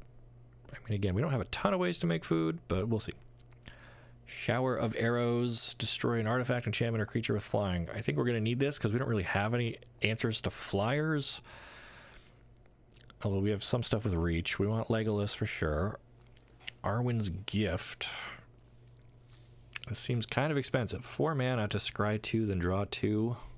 Cost 1 less if you control 2 or more legends. I guess if we use the ring to make somebody legendary, that gets a little easier.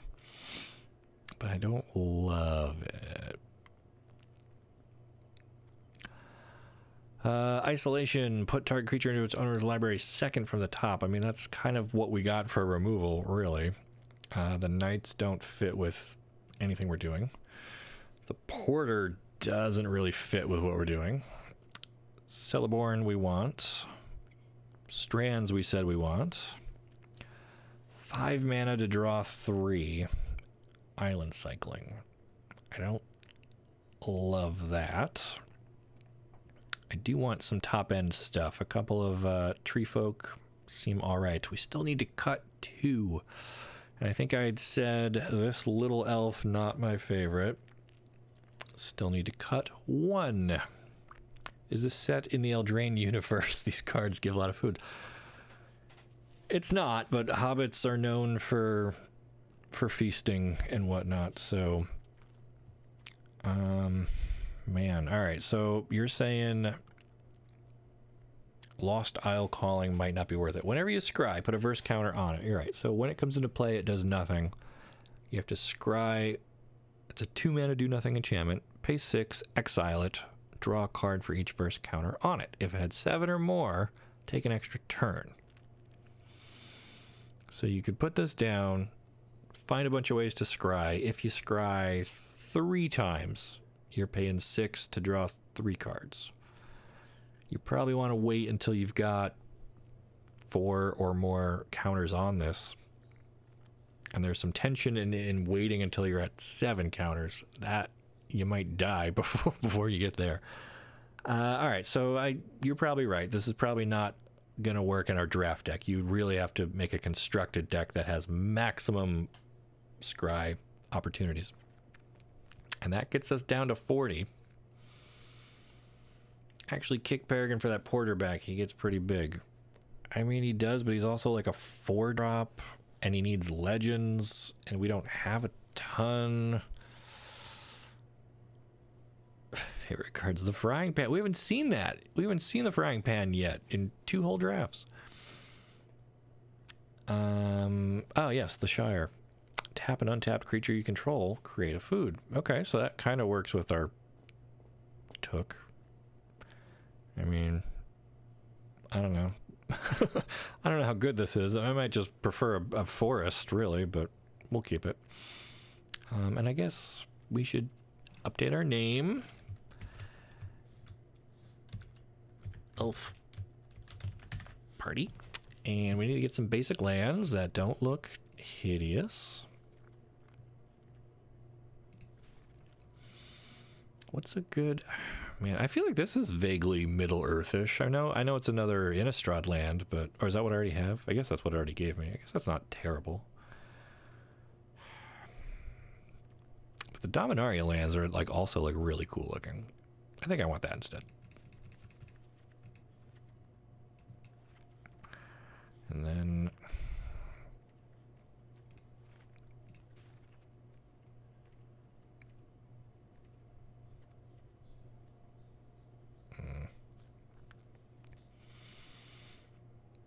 Sure.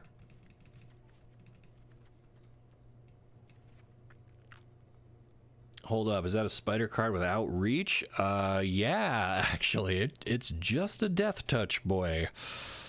Whenever it attacks, target legendary creature you control gains Death Touch. So the real trick is to like attack with that, give Legolas Death Touch, then cast a spell that targets a creature you don't control. Legolas deals damage equal to its power, but it'll be Death Touch damage.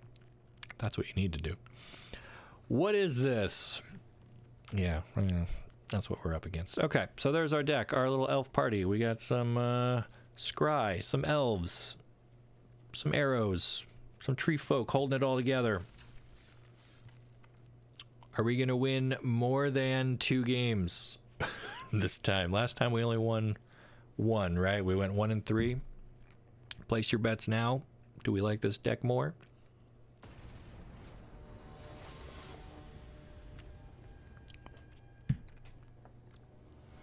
Sweet. Oh, we get to pull it off. I mean, well, we have neither the spider nor Legolas, so might be a minute. In fact, we've got 2 lands, and then not a lot else to do, and we're on the play. So is this keepable? I think this is still keepable.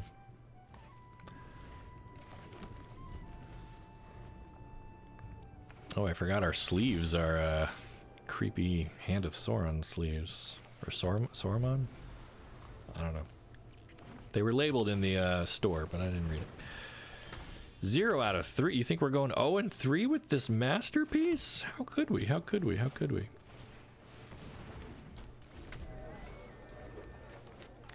Alright, so we have Peregrine Took, a 3-mana 2/3. If 1 or more tokens will be created under your control, add some food. Our opponent, meanwhile, has Aragorn. Outstanding. Whenever the ring tempts you, if you choose a creature other than Aragorn, put your choice of counter from among First Strike, Vigilance, Death Touch, and Lifelink on Aragorn. Whenever you put 1 or more counters on Aragorn, put one of those on up to 1 other target creature. Good gravy, that's a good card. Okay.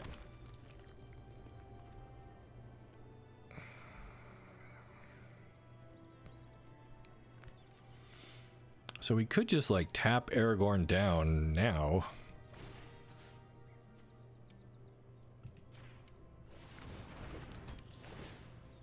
And he still, his abilities will still work, so he can still like put counters on people, but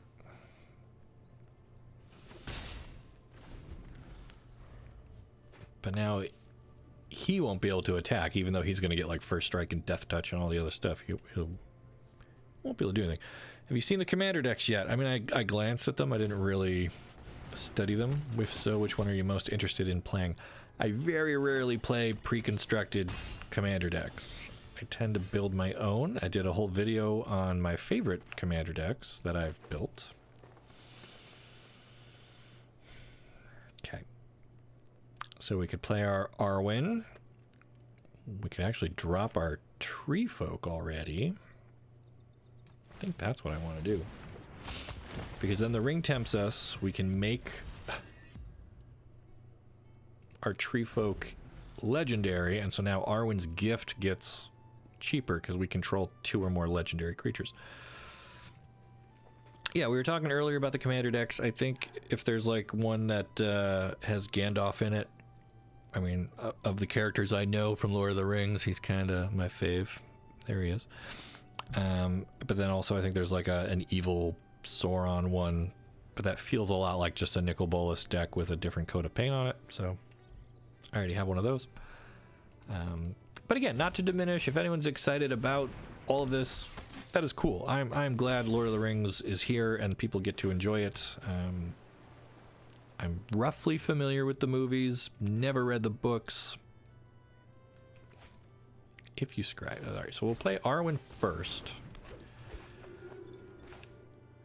And then Arwen's Gift.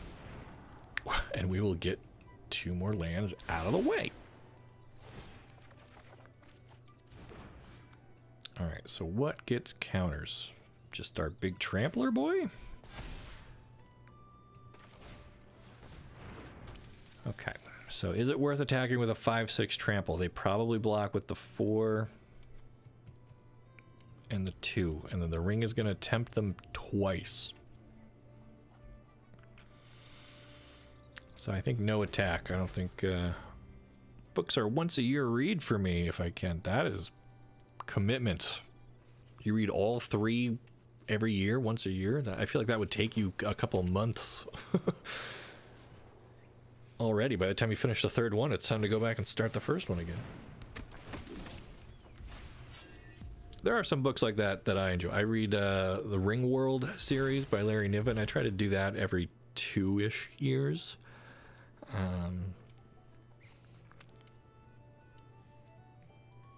There's a lot that the movies left from the books. Oh, I believe it. I mean, adapting a book into a movie is hugely hard. I think that's why a lot of people want Harry Potter to be a TV series instead of the movies. Not that those movies aren't, well done, but okay. So they're attacking with Took Reaper. Can't be blocked by creatures with greater power. Do we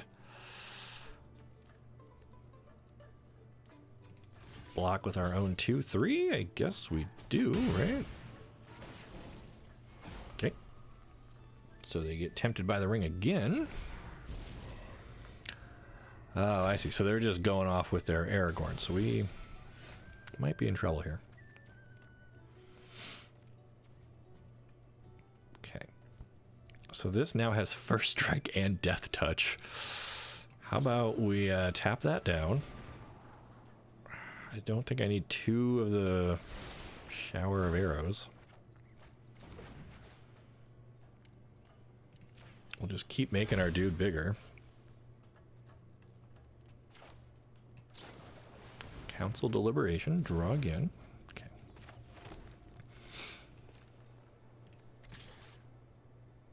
I guess they could still 4, 5, 6, 7. They could still double block this.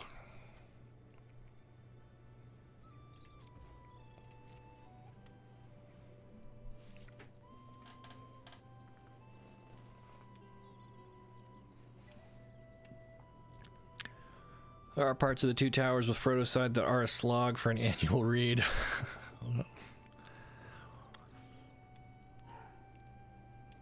Want to read them before I watch them. I know the story, but I'd prefer to have the view from the books first. Probably a wise way to do it. All right, that was a good hit from our tree. Opponent doesn't really have any artifacts or enchantments or anything worth blowing up yet. We don't want to blow up our own bewitching Leechcraft. First Strike, Death Touch. That is so good. How are we going to deal with this guy? Okay.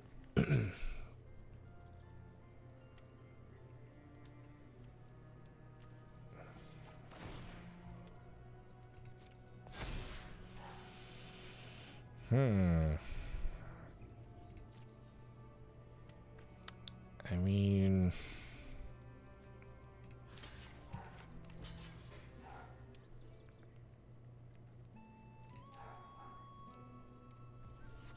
don't really want to take all of this damage, so I guess we'll try to trade off. That's fine. They can get tempted by the ring, that's fine. We just need to find that spell that puts that second into their deck, and we're golden. Oh my god, Vigilance now. Vigilance, First Strike, Death Touch.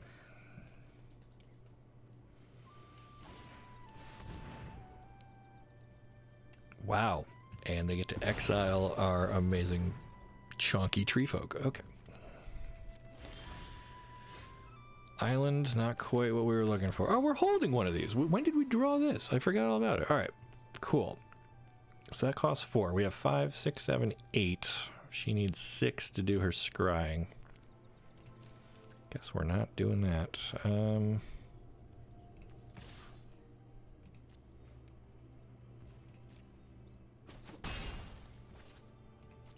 So since this is an instant, we're going to wait until they attack with their stalwarts and then bounce it and hope they don't have a counter, well, way to protect their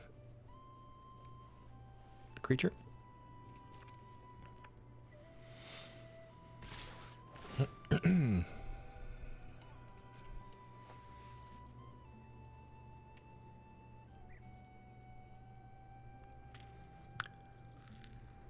Opponent with a lot of cards in hand. I don't love this. All right. And they do have that Bombadil song, the one that I was afraid of. Outstanding. Okay. Oh, that hurts.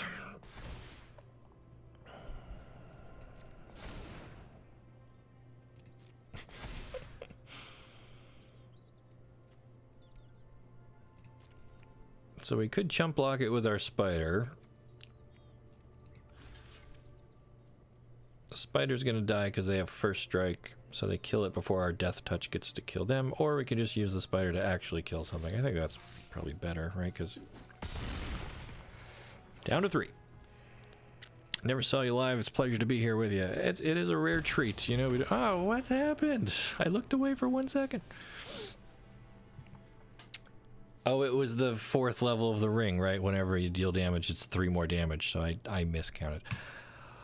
So many things to take into consideration in this format. I dig it, but I also don't love it. Hey, we got a March of the Machine pack. Who cares? All right. 0-1, so whoever said 0-3, I guess you made a good wager. Aragorn's kind of nuts. Yeah. Just a ring tempting you over and over. The ring killed us, yep. That's it. Also a bit sad the twins from Eldraine lost their spark. Really wanted some development with that plotline. I mean, I don't know, I feel like Nahiri's story makes it seem possible that sparks are recoverable, but really don't know.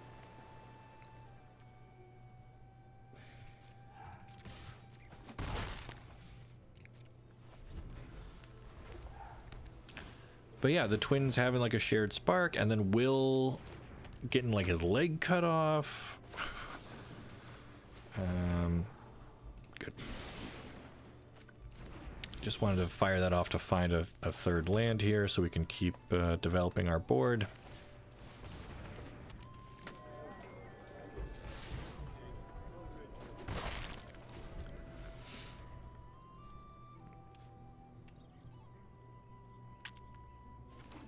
Hey man, hey Tim Montgomery, hey man, what's up with you?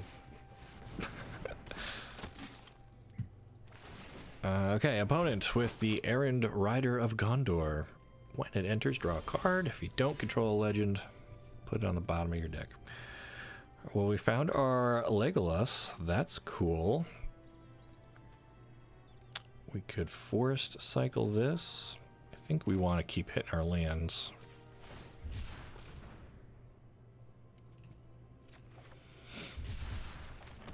And that lets us still play Legolas. And do we attack with this spider? Probably not.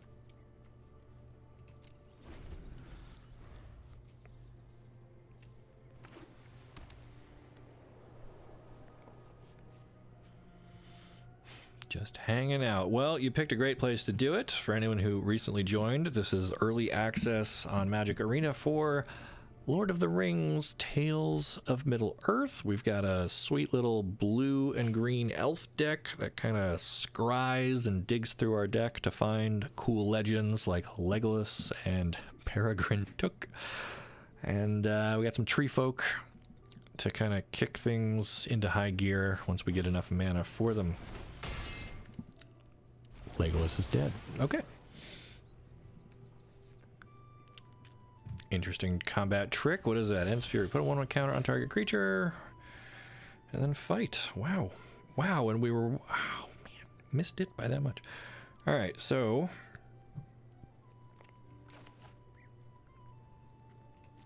here's what I propose we do. We attack. We give our dude Death Touch. See if they try to do some blocks.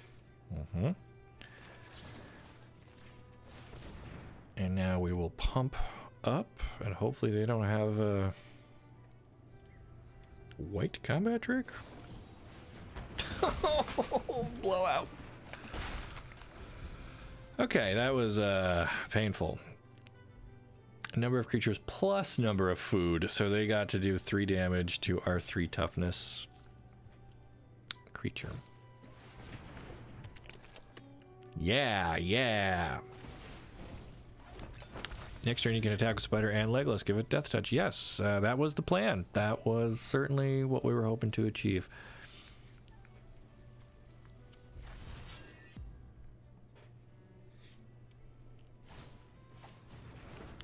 I'm starting to feel like everybody else just has a better understanding of this entire set than I do. But it's okay. We're going to get tempted. We're going to make our tree folk a ring bearer. We're going to keep our Death Touch Spider back.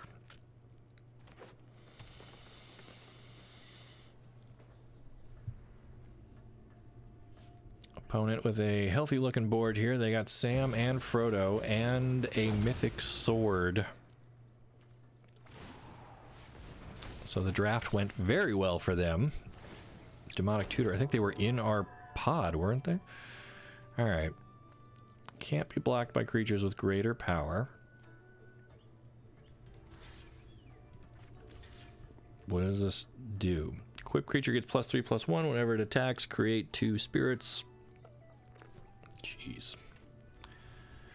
And the tree folk does not have reach, unfortunately, so neither does the spider, oddly enough.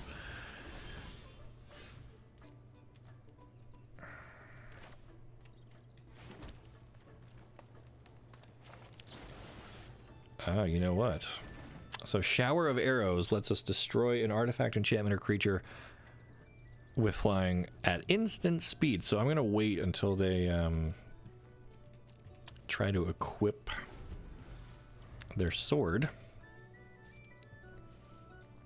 Get them to waste two mana.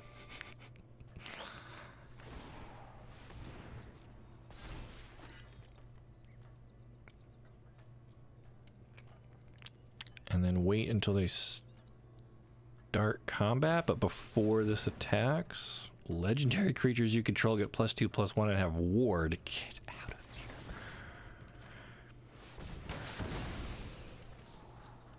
Don't need more lands.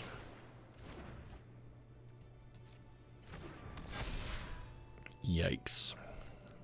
So opponent had a very good draft here. A mythic into a rare, into a rare, into an uncommon on color.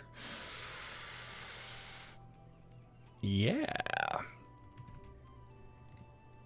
Quick lore question. Opinion. If Urabrask won his rebellion, could New Phyrexia become a neutral like nation with like a discovery of emotion for them? I would say no. And I'll answer why if I survive this turn.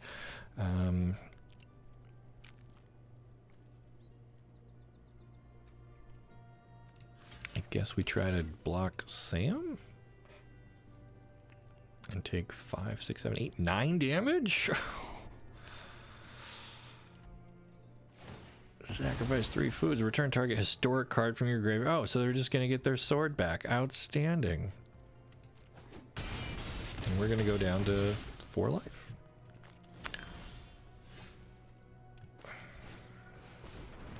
And this is not going to save us. We get to scry, but like we don't get to draw anything.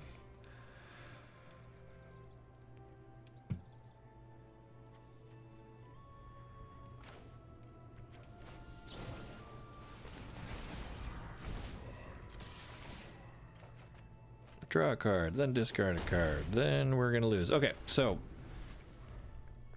yeah, Urabrask wasn't really as good of a guy as a lot of Magic makes him out to be. I think that is a very popular misconception. It's not that Urabrask wasn't trying to make other people into Phyrexians. He was just less, I'll say less aggressive about it than like Shieldred, who wanted to make a name for herself, or then Elish Norn, who's trying to spread across the whole multiverse. Urabrask was more of a, we'll get to you eventually, and in the meantime, you can do your own thing, but don't get too comfortable. And so the rebels had pathways through his lair, and he kind of let him do that because he figured their completion was inevitable. He didn't really have to push himself to go hunt them down. It was gonna happen. And in the meantime, you're free to do what you want, but just know that at the end of the day, you're really gonna be one of us. And even if he himself was like, I'm not gonna pursue completion on anybody, he still has oil. He is still creating minions, and those minions don't necessarily share his same belief. I mean, he had Slowbad working for him, and Slowbad's whole job was to repurpose people and see what could be brought into the family or brought into the fold or thrown in the furnace, as it were. So Urabrask was the least speedy path to completion, which is funny because red is usually the fast color.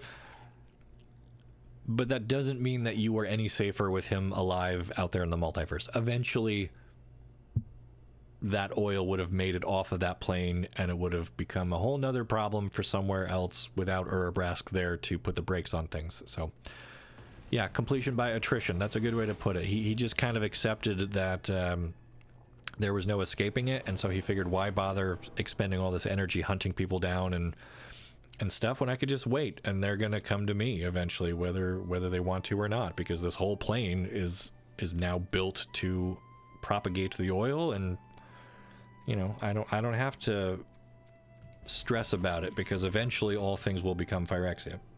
So that's it. He had the same goals, he just had a different outlook, and I think a lot of people interpret that to mean that he was actually like a good guy, or wasn't a bad Phyrexian, or however you want to spin it. But the truth is, he was just as dangerous as all of the rest. I think we draw with deliberation here. Next turn we put down elves and maybe follow that up with the bread. What is happening here? Trebuchet. A 1/4 with defender. Whenever you attack with one or more goblins and or orcs, create a ballistic boulder. What a cool card. Well, we're going to play our 3-mana 3/2 Chance Met Elves. Whenever you scry, put a counter on it, and we'll prepare ourselves to scry next turn. We can actually do Arwen and the bread, unless our opponent makes us discard Arwen or the bread. What's it going to be?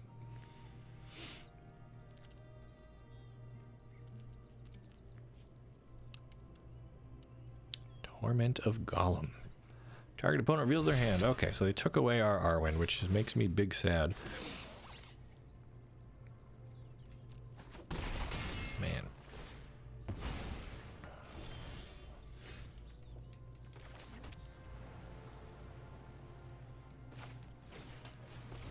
Welp. Scry that island out of here.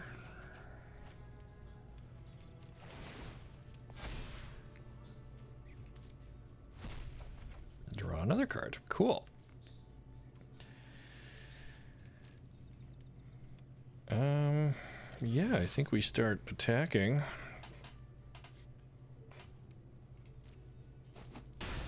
And then probably at the end of their turn, we're cashing in our bread to gain some life back.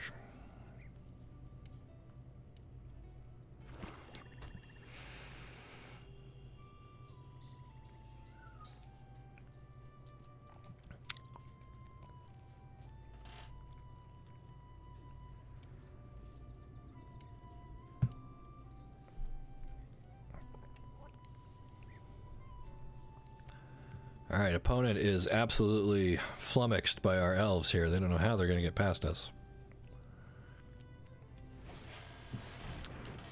Mirkwood Bats. Whenever you create or sacrifice a token.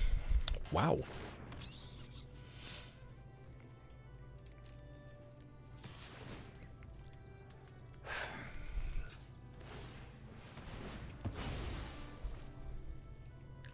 This is such a cool combo, the Trebuchet that like keeps spitting out ballistic boulders every time they attack with their orc army. Ooh, and then the bat. Oh, that's such a combo wombo. Oh my gosh. Okay. So how do we slow this bleeding?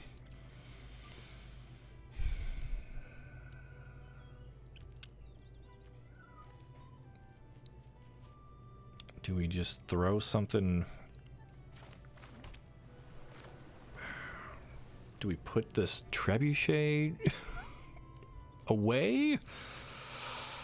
Do I play a big tree folk with reach?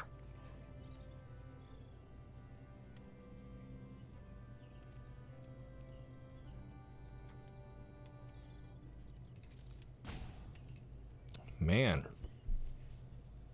Yeah, Mirkwood bats is a problem. Do I get the bats out of here? I think that I'm still just taking too much damage. Oh, I can't even play this guy yet. Oof. Alright. Then I guess we're just gonna hold on to this and bounce something. Maybe the bat.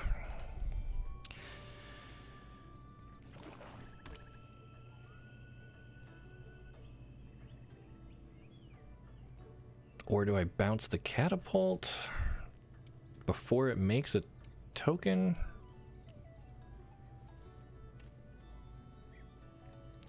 Minor side note, love the table art. Yeah,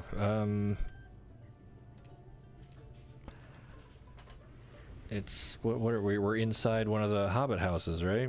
We got the front door over here and little cozy little fireplace.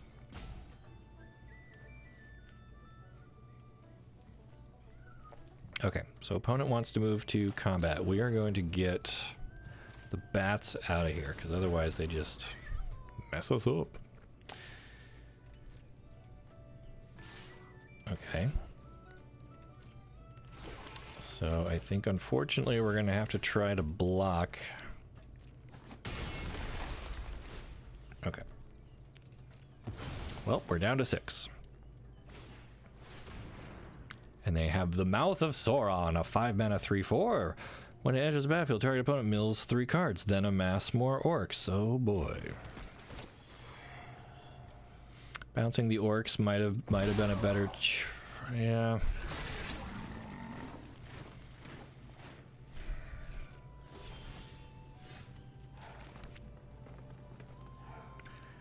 All right, well,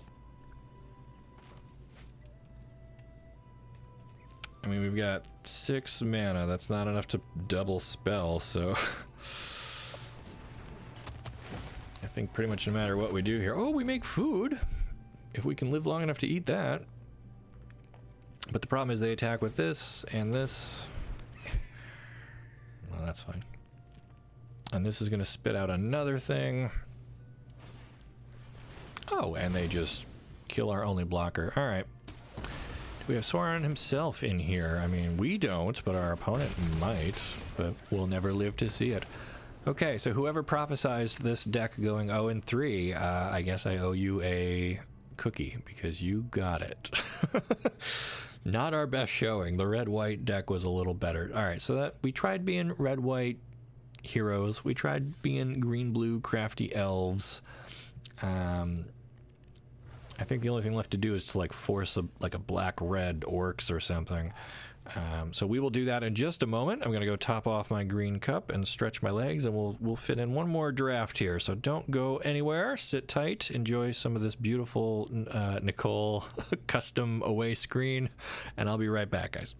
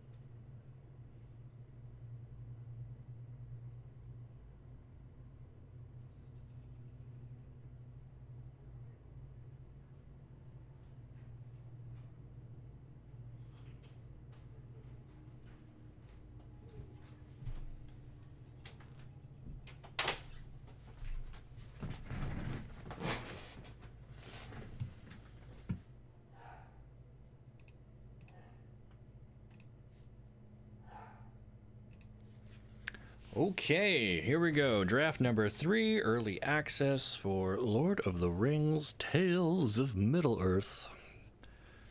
There's Gandalf. It's like looking in a mirror, right? Okay. Ooh, no time for silly business.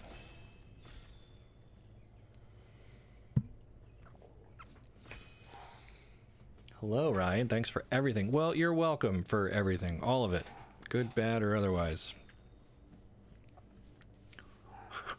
You don't need to apologize. I mean, that deck wasn't very good. It was ambitious. I like the scry mechanic. Sounded great in theory, but not sure if we just didn't have enough elves to get there. Too many tricky cards. Not enough creatures on curve. But again, doesn't really matter. We're just here to have fun, learn the new cards, see what's what. Okay. See, like, we needed Elrond. Where was he last time, man? That guy would have been great. Okay. Our rare is Pippin, blue and white. 2/2 with vigilance and ward 1. And he can give protection to people. That seems kind of boring. I want to do, like, evil stuff. What's evil? Lash of the Balrog. Destroy a creature. Removal's good. An Urkai. 3 mana, 3/2 with the ring tempting us. Yeah, that's what I want. Evil uses of the ring. Go. I'm mad now. We've lost like 6 games in a row. No, we did win 1 with the red-white. Still, our overall for today is 1-6. Not great. Bread looks like ginger snaps. It was good-looking bread.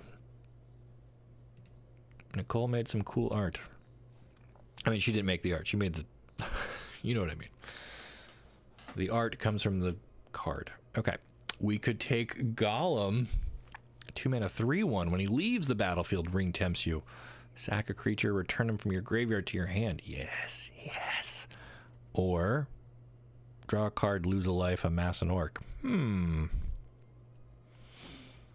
we gotta take Gollum. That's what we're doing. We're doing evil ring stuff.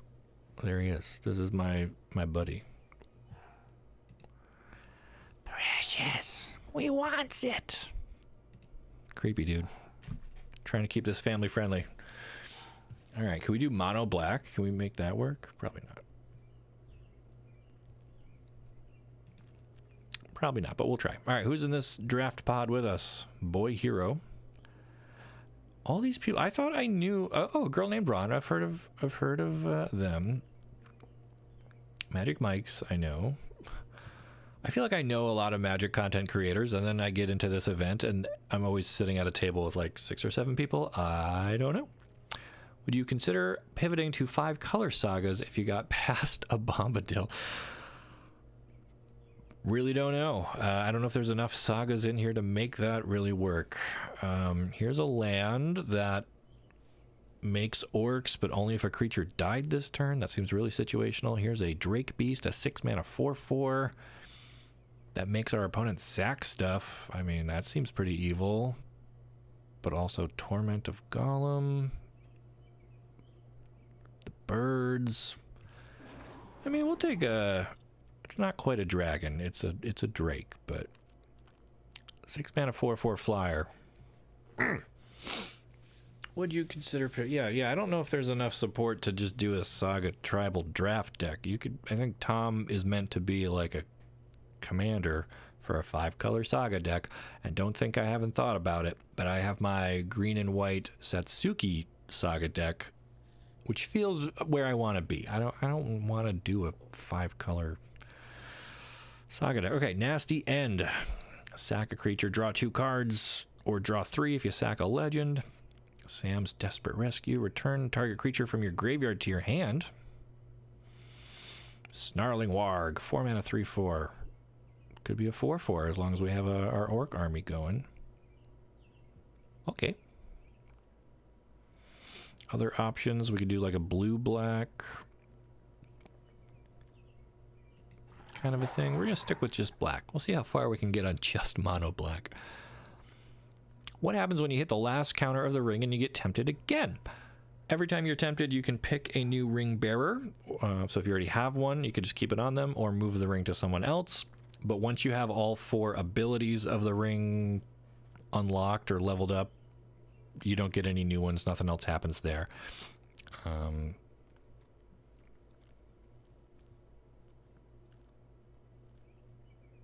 So 3 mana artifact that tempts us and then ramps us could be good. Or we could start looking at a second color. Do we want blue? Where we just start amassing orcs. Do we want red?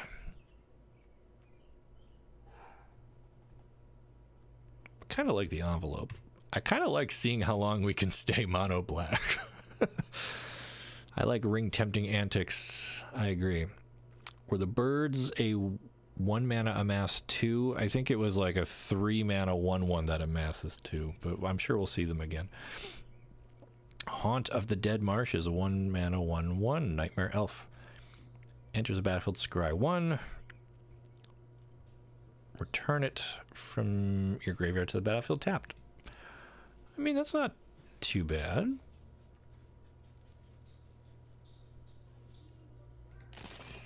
Try it. We'll try it. Might be cut, but we'll try it.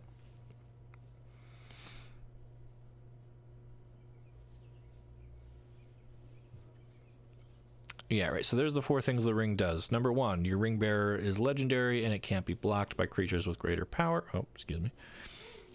Black Breath. 3 mana sorcery. Creatures your opponent controls get -1/-1 until end of turn. Ring tempts you. Mirror of Gladriel. Scry. Exile a graveyard. I mean, let's see how long we can stay mono black.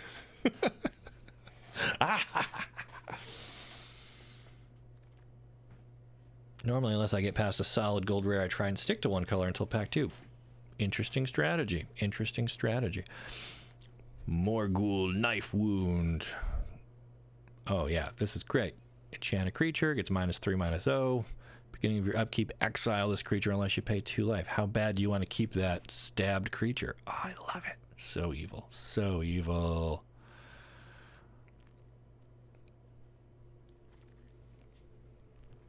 Alright, we can't make it anymore. Pick 9. We made it 8 picks without going off of black. But I feel like a troll is probably fair, right? That's like... But we could hide it. We can say that we're still black. That's fine. We're allowed to stick 1 troll under the bridge. Oh no, someone else must be on black. None of these look great to me. I guess we'll just take the artifact in case we end up wanting that.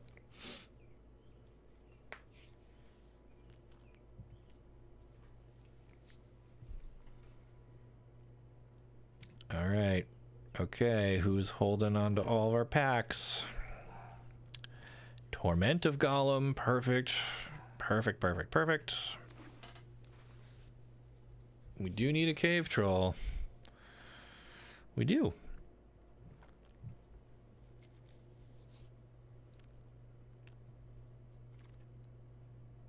All right, what does this do? Return target creature from your graveyard to your hand.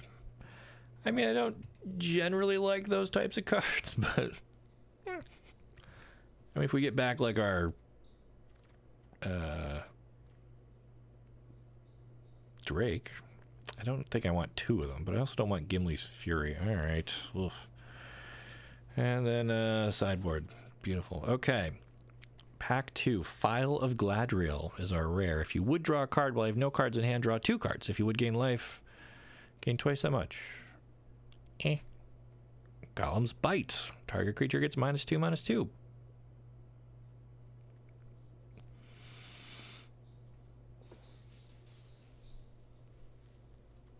Man, do we want the uncommon removal or do we want the enchantment that keeps kicking out orcs? I guess the uncommon removal.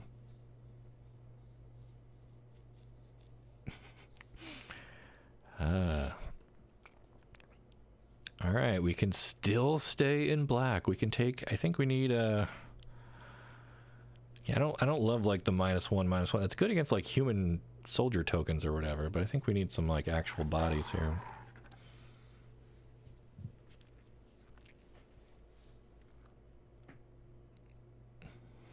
Hamlet's holding you up. I watch him too. He'll take the max time to highlight and talk about cards. Well, who has time for that? Improvised club. 4 damage to any target. Breaking of the Fellowship. Target creature an opponent controls deals damage equal to its power to another target creature that player controls. Destroy target artifact or land. I mean,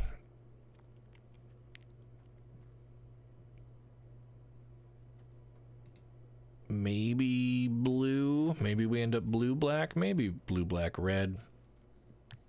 We haven't done a 3-color deck yet. I do wish we had that enchantment that just keeps making them ass dudes, though.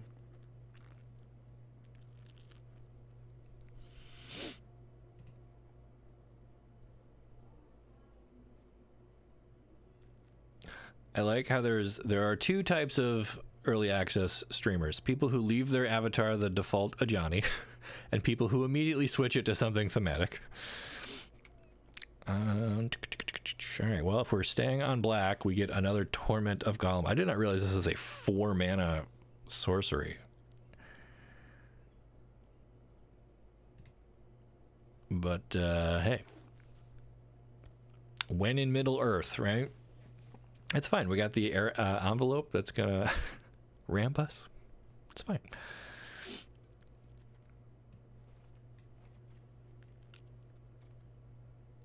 Alright, so 4 mana. Reveal their hand, choose a non-land card from it. I feel like that's usually like a 3-mana spell or something.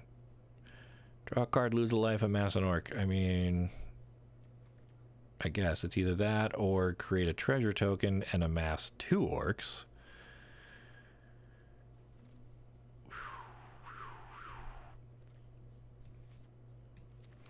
The treasure might help us if we end up doing like a 3-color thing. I don't play on Arena, just wanted to know if it costs money to play on it.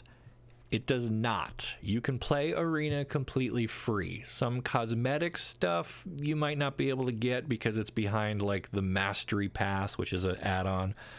And you might not get cards as fast as you would like, but you can create and play on Arena entirely for free, and it works on just about every platform now. You can play it on a smartphone. It's on Steam. You can play it on just about any computer, PC or Mac.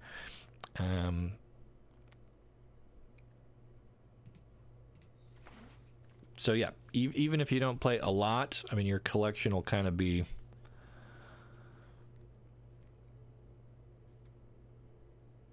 I guess we'll take Cast into the Fire here, just in case we need to get rid of somebody's mythic sword. But yeah, in short, it's free, but you can't like trade cards, and it's really hard to acquire specific singles. You can buy wild cards, which you can then redeem for specific singles if you want. But most of the time, you're just buying booster packs with the gold that you earn by playing. There's like a rewards system, daily quests and stuff like that. So yeah, I encourage everyone, check it out. Here we have a mythic rare red, Hue the Entwood, 5 mana. Sacrifice any number of lands. Reveal the top X of your library, where X is the number of lands sacrificed. Choose any number of artifact and or land cards revealed this way. Put all non-land cards chosen onto the battlefield, and put all lands on the battlefield, then the rest on the bottom. I mean, is that better than the rest of the... Yeah, why not, man? Why? That's why we're doing cool stuff. And I don't know. I don't think we need 2 of these. Like, they just don't seem very good.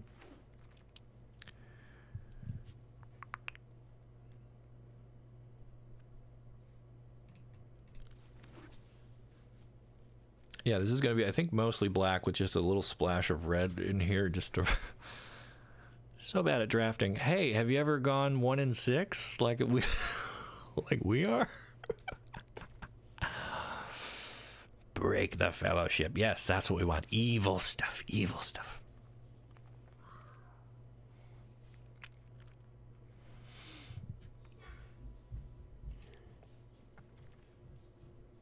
Oh no, no black or red.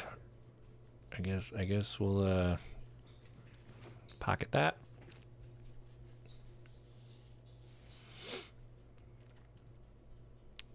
I think we're running out of opportunities here. Oh, rush the room. Target creature gets +1/+0 and gains first strike if it's a goblin or an orc. Sure. Oh, I forgot there's a whole nother pack coming. I thought we were almost done, guys. We have a whole nother pack. I don't think I want Gimli. Nasty End. Sack a creature, draw 2 cards. Oliver made a huge mess downstairs. And you're in a meeting, I'm thinking, Dad's busy doing his thing, and I just don't know what to do. I told him he couldn't go inside because you have to be with me, and he's made a mess. Alright, there's the Horn again. Horn is, like, good, but cares more about humans, which I don't think we're going to have very many of. Golem's Bite, also alright. Shelob's Ambush. Target creature gets +1/+2 and gains Death Touch and make a food. Cast into the fire.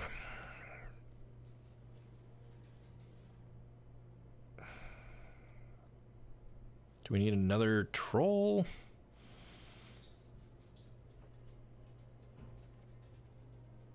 I guess another troll. In fact, I should bring that one up while I'm thinking of it. Ooh, Sauron's Ransom. This is one of the first cards that we saw like a million drafts ago.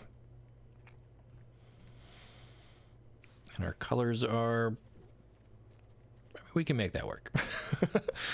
Won't be pretty, but we can make it work.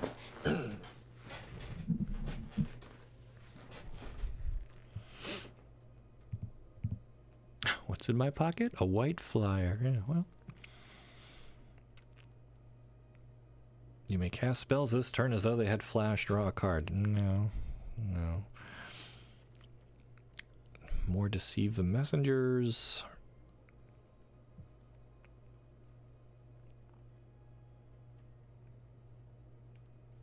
Or an Isolation to really get rid of something. I don't know. Storm of Saruman. 6 mana, ward 3 for an enchantment. Whenever you cast your second spell each turn, copy it. Oof. I mean, that's cool, but I don't think we're going to do that. Treason. Put up to 1 target instant or sorcery from your graveyard on top of your library. Okay, that kind of fixes our draw. Or we could just bounce something and be tempted by the ring. I guess I like amassing orcs. Who's this guy? Gorebag.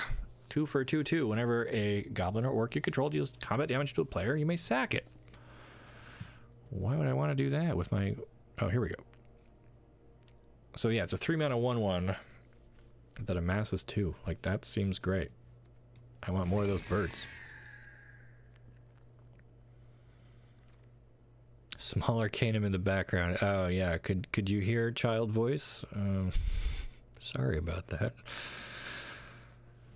We could do the Trebuchet. That worked well against us last time.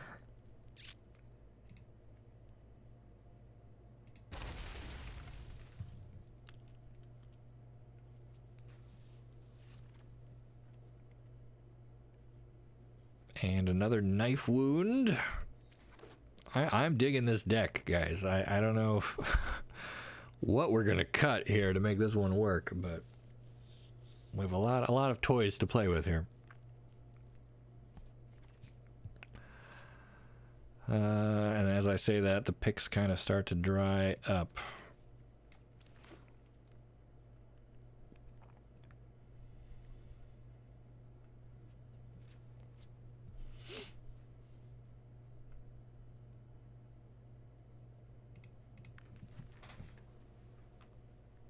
Second cast into the fire. Or just a human peasant. I mean, they can make mana. I mean, that might be useful. We do have kind of a lot of sorceries and expensive spells.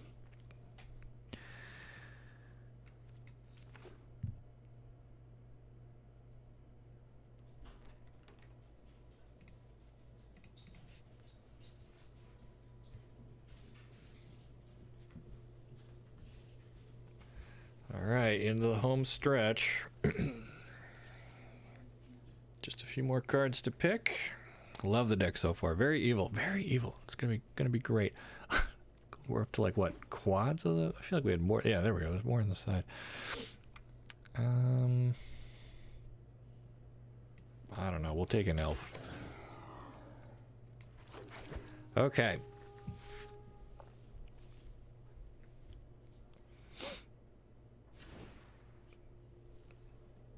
So here is our overstuffed deck. Obviously there's too much stuff in here. So it becomes a question of where do we make our cuts? Or do we do it the other way where we take everything out and then put stuff in? I still don't really have a great system for doing this on Arena. In paper I know how I would do it, but you sure this is the last pick this time? I mean, I don't know. We've been at this 3 hours already, and I've got other stuff to do, so we'll see how this game goes, and then we'll decide. Okay, so we'll start at the top end. I like our Drake Beast. I think that's pretty cool. Hew the Entwood. So let me read this one again. Sacrifice any number of lands. Reveal the top X cards of your library, where X is the number sacrificed. So let's say you're sacking 5, because this costs 5. Choose any number of artifacts and or land cards revealed this way. Put all non-land cards chosen this way onto the battlefield. But those are just going to be artifacts, right? Then put all land cards chosen this way onto the battlefield tapped. Then put the rest on the bottom. So if we had a lot of artifacts, this could get those out into play, but we don't really have any. So I don't think we're doing that. Hey. Want to make you know how much I enjoy your videos, Magic Lore. They're absolutely fantastic. Well, thank you so much. Nicole and I work very hard on those, sharing our love of the story. And now that we are ambassadors with the official hashtag MTG Ambassador program, we got some exciting stuff coming up. We're working with Wizards directly. They handpicked a bunch of content creators from YouTube, Twitch, Twitter, Instagram, everywhere, TikTok. And they have some cool ideas for how to expand relations with content creators. So to celebrate, Nicole and I made this little Oath of Arcanum card. Not a real card, although if you rule 0 this and print out like a proxy and put it in your commander deck and I play against you, I'll give you a high five. But yeah, so we're ambassadors now. We get to do more to share the story. We're going to have kind of early looks at some things and kind of be part of it in a way that we haven't been able to yet. So anyway, back to the deck. We still got to get rid of a bunch of cards. Is it supposed to be black and red, black and blue, splash just a little bit of the blue? I mean, I like Sorin's Ransom. I think that's worth splashing. I don't know if we need 3 Deceive the Messengers. What if we cut all of the blue? So like this wasn't really doing us anything. That's not really doing us anything. That's not doing us anything. I mean, that's okay. And that's like removal. So do we maybe just keep blue for these 3 cards? We do have the 2 envelopes, which can tap for any color. Best thing Hew the Entwood does for you in this deck is probably helping you dig your deck. I don't know that we need help doing that. Golem's Bite we want for sure. A 1/1 that enters and scries, and we can return it from the graveyard if we have a legend, which we might have thanks to the ring. But I don't know how badly we need a 1/1. Sam's Rescue, I wasn't even sure I wanted to play one of these. Certainly not 2. Rush the Room might keep our Amass token alive, but seems really situational. Golem we want for sure. Mordor Muster we want. The Knife Wounds we want. Nasty End I think we want. Fellowship, make their own stuff, fight each other. That sounds evil. Cast into Fire I think we'll keep on hand. The Bird is like great. The Trebuchet seems great. This I don't love. The Berserker I think we want. Making Treasure helps us cast our off-color stuff. Maybe we don't need 2 envelopes. Probably don't need 2 of these. And I Probably don't need 2 torments. I need to cut 3 cards. 1, 2, 3. There we go. This looks fine. Maybe I don't need 2 of these. Yeah, we'll go down to 1 envelope and stick back in.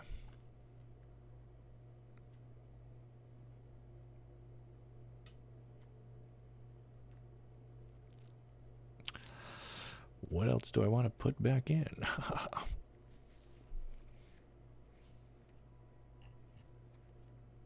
Well, maybe one of those. It's cheap enough. Okay. So we can make treasure. We can make any color, and we'll put some islands in. Okay. This time we're going 7-0. We'll see. Rakdos is good. We're gonna tap a little bit of blue in here though, just so we have a solid removal. Another way to amass some dudes. We get to splash in the ransom card, which seems great. And maybe one of these just to crank out some more orcs. We'll try it. We'll try it. It's called Evil Stuff. I just came up with that. Great name. Great name. Lands. I mean, these are like Innistrad lands. I don't want those. What's evil? Should they just be Phyrexian lands? Is that evil? I feel like Dominaria is the closest. Yeah. Here, this is kind of evil wizard tower. And then... Oh, go away. Why are they not? Okay. We need some swamps that are suitably evil. I mean, I don't really want, like, the Weatherlight featured prominently, but...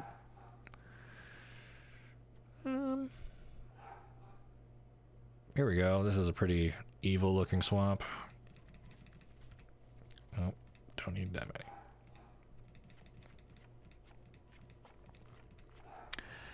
And then, what's our best mountain choice? What's an evil mountain? New Capetta. Oh, here we go. Yeah, this is pretty good, I guess. The burning buildings. Okay. Evil stuff. 40 cards. Grixis. Most evil land is that Kamigawa Island. It looks like a forest. Yeah, or that Kamigawa swamp with the red lantern that everyone's like, it kind of looks like a mountain because it's so red. And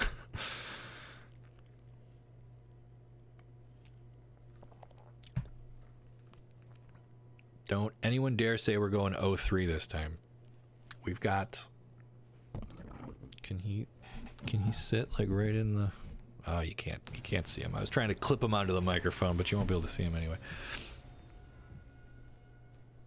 All right, we got matched up against a silver ranked opponent. How is somebody already silver ranked on a brand new account that's been live for 3 hours?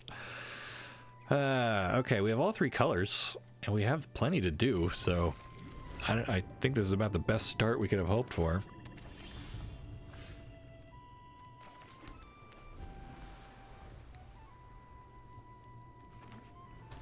Opponent on blue-black.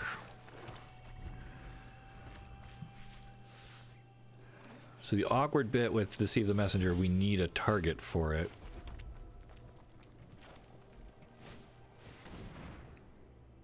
If this is that counter spell, I swear. Counter target spell. If it was legendary, the ring tempts you. Why would you do that to me, opponent?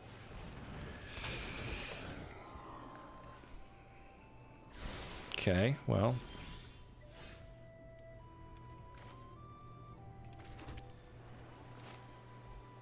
Seems like a fine target for a knife wound.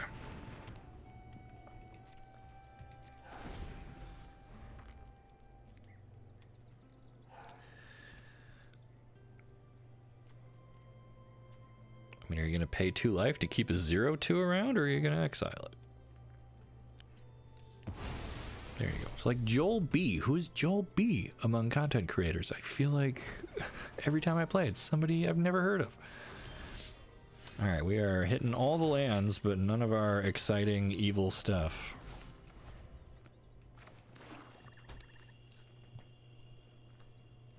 Found the no fun opponent. Grand the Gatebreaker. 4 mana for a 5/5 vehicle. Trample as long as it's your turn and you control an army.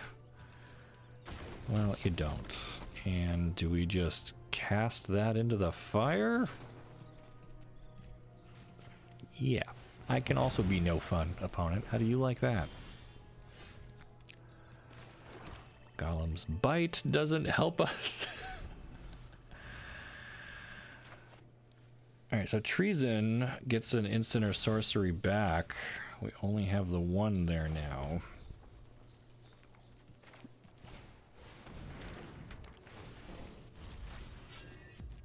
And it's not like I desperately need back my cast into the fire. Grunt. Worm Tongue, 3 mana, 1/4. Your opponent can't gain life. Wasn't planning to. Sacrifice another creature. Okay, cool.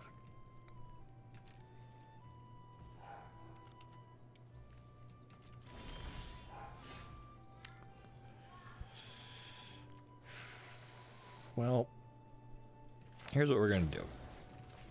We're gonna deceive this guy. Just to make an orc.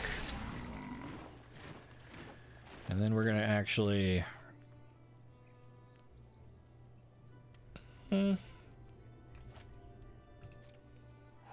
guess we can hold off a minute. Because Nasty End isn't instant. We're gonna probably end up sacrificing this to draw 2 more cards, which I know feels kind of silly, but then we can use Treason. Yeah, because now we can get a block out of this at least.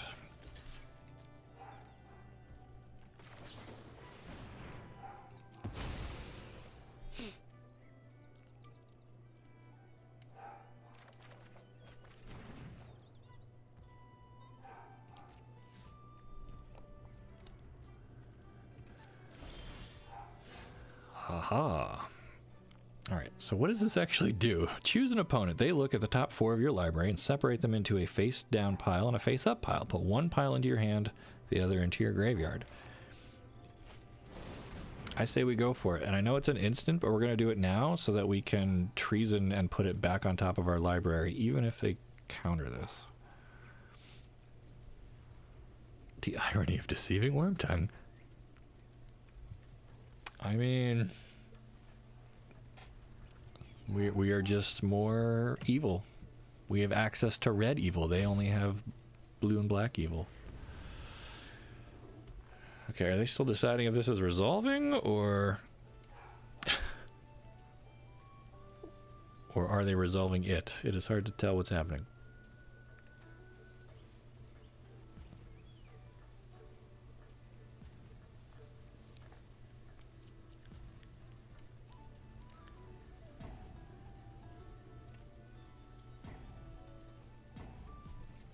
Okay, opponent timing out. So we can have 3 lands, or no, 2 lands and an isolation, or 1 card that's face down. I think we'll take the 3. And we give up, what was it? Torment of Golem. Interesting. Interesting. So do we want to take that back, or do we want Sword's Ransom again? As long as they don't have a way to mill us, or a way to counter this. They do not.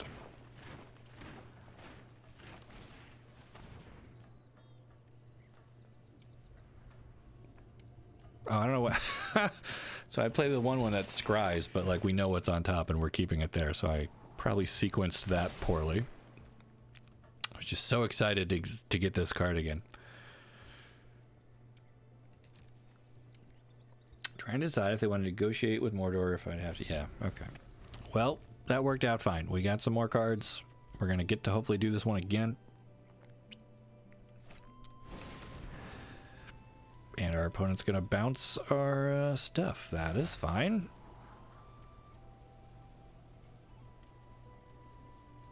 I mean, they just had to spend almost all of their mana to do that, so now we don't have to worry about a counterspell when we ransom them again.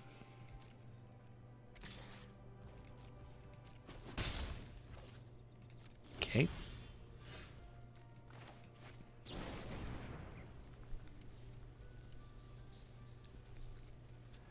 This is a fun card. I like gifts ungiven, or you know, anything. There's like a sphinx that like makes you do this. Put one up, one down, or your opponent has to guess if it's 4 or more mana or something. These kind of mini games where you're making choices with the cards. They're kind of exhausting, but they're fun.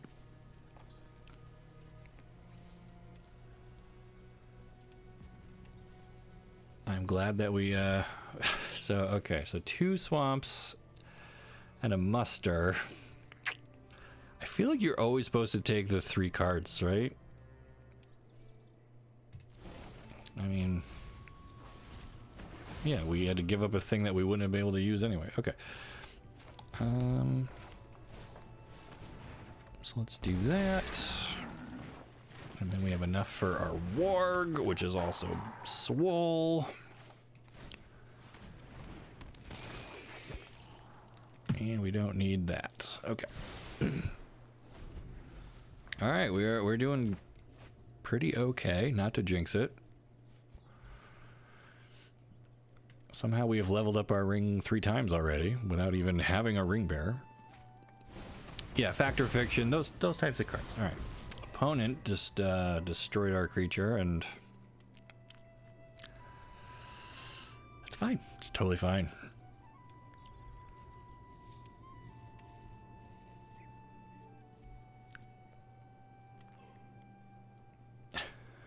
Ransom again, times them out. Alright, so they attack with their ring bearer. They get to loot. They have a 1/4. We've got 2 1/1s. No blocks. There you go. Had a game the other day where opponent was playing Joyra of the Gitu. I had to choose between a Hullbreaker Horror, Time Warp, and Ancient Copper Dragon. Boy, talk about when a choice is not a choice. Oh man, when this dies, draw a card. Gross.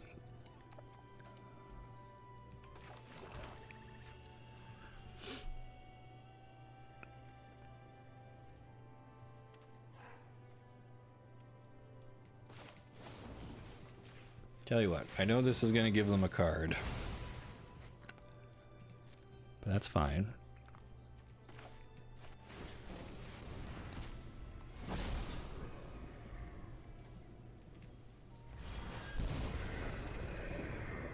Because now our ring is full power. We get to find more interesting stuff, and now when this does damage, it does an extra 3 damage. We have achieved a fully evil ring. I love it. I love it.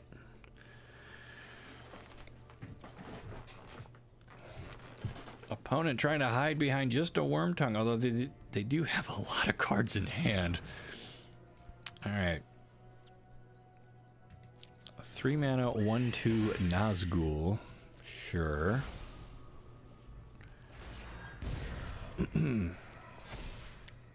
And when it enters the battlefield, the ring tempts them, and when the ring tempts them, they put a counter on somebody. My goodness.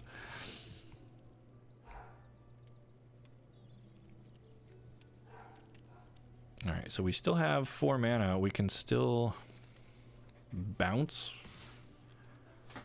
somebody.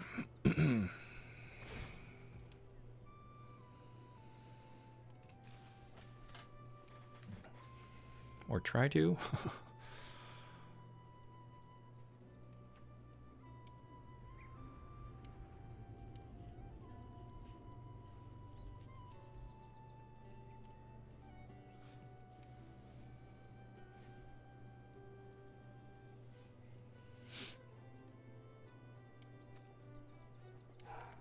So this is great because it can't be blocked by something with greater power, so they can't block it with their 2/3. So we'll be able to hit them for 1, and then that's going to do another 3. So we don't even really have to bounce this guy.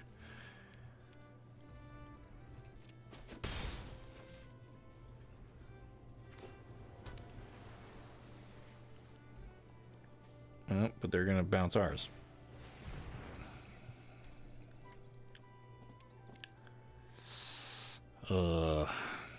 All right.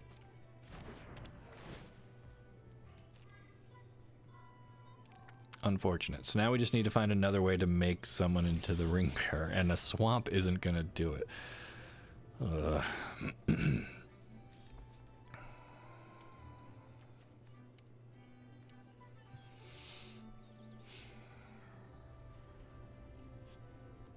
Well.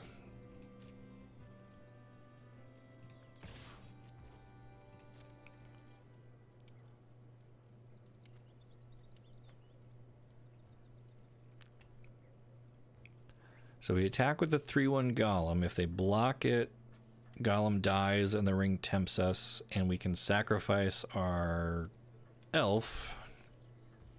Okay.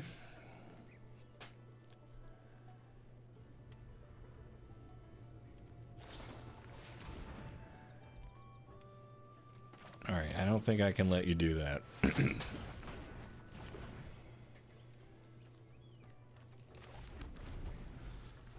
Excuse me.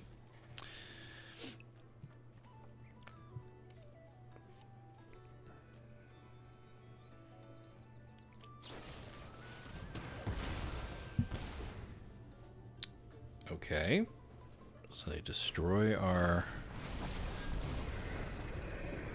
token. I see. So that they can make this into a 5/5 for the turn. It's going to do really 8 damage now because they've upgraded their ring.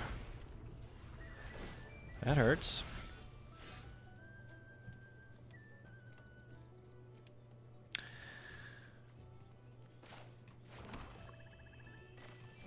But unfortunately, they are now tapped out, so we get to make them sacrifice that. We can gain some life.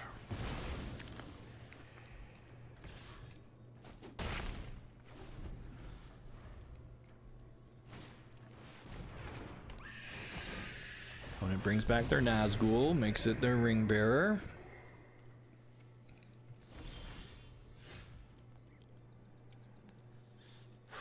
That's gonna hurt because we can't block it with anything bigger than it. And when it hits, it's gonna deal 5 damage. So we're just gonna have to try to overrun our opponent.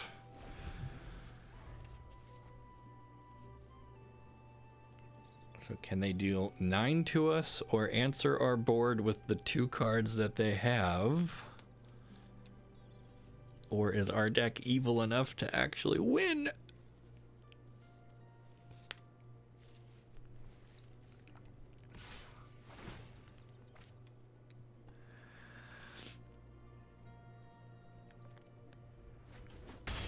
Okay, take 2, then take 3 more. We're down to 4.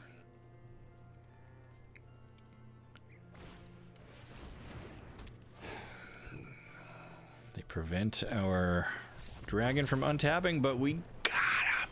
We got him. And that was a silver ranked person. We're bronze. We just punched up, gang. Aren't you glad you were here to see that? Our deck is so evil. Like, oh my god, how could anyone stand up to our evil? Undefeated evil, even. Okay. Yeah, I can't keep any of that. Here we go, game 2. Remember, we got to get 2 wins to have the most successful deck of the day. Can we do it? Whoop whoop. GG. Thank you. Thank you. I couldn't have done it without your support. Almost perfectly mono black. We've got Golem on 2. We've got a knife wound. We've got nasty end. We've got so much good stuff. We're keeping.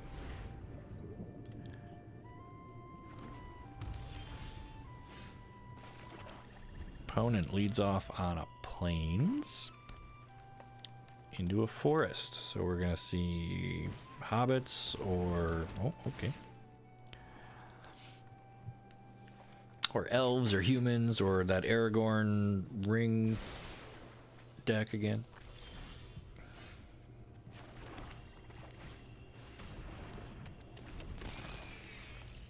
Alright, we're going to need to find some more lands here. Opponent having no trouble finding theirs.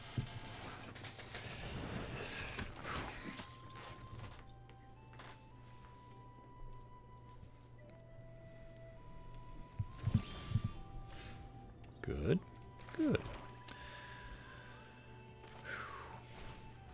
We knife wound this, although maybe we wanted Gollum to die. Because I guess now they don't block. Okay, so now what? You pay the life. Interesting. Why do you want to keep a O2 around? You gonna equip it or something?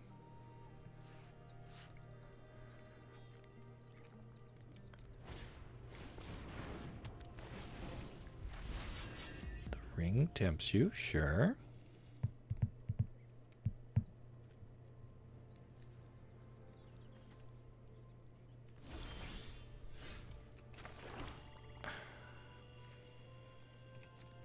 I mean, I guess we just keep attacking in here.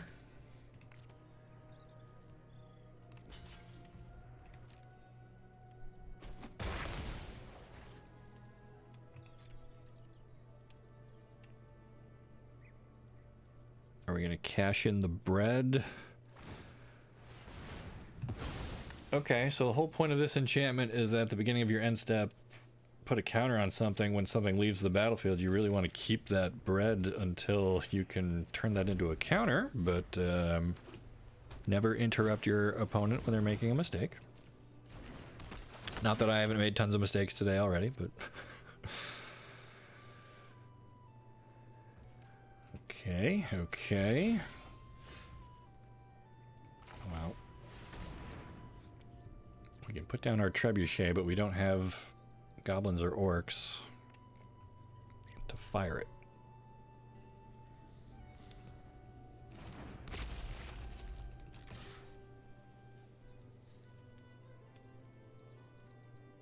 Gollum is such an interesting card. I like how when it leaves the battlefield, the ring tempts you. So many of these others tempt you when they show up.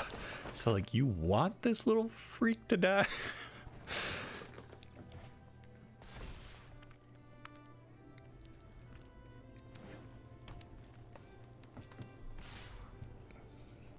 Yeah, that's fine. Not blocking that.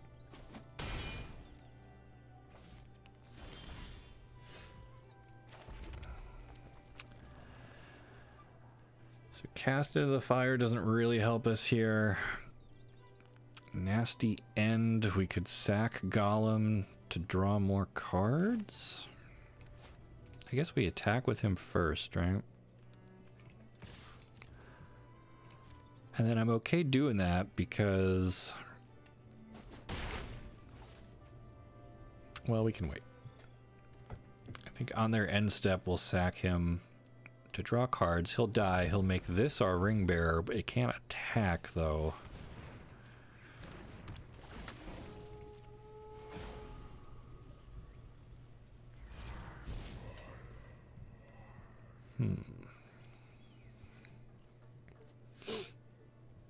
So this is interesting.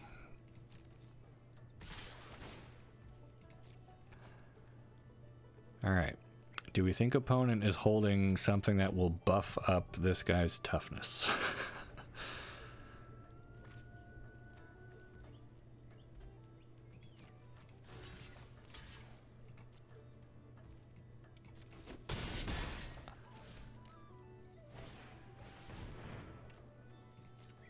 Okay.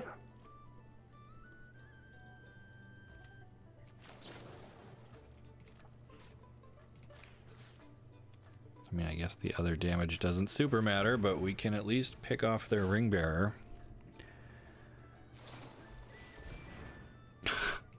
Wow.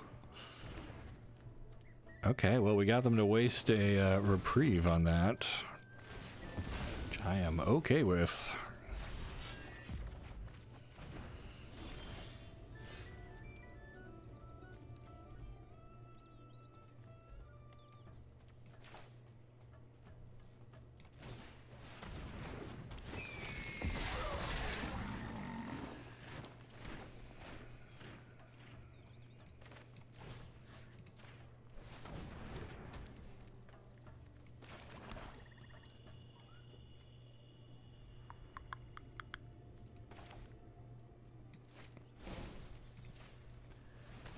We'll bring Gollum back. We'll switch ring bearer status over to the bird.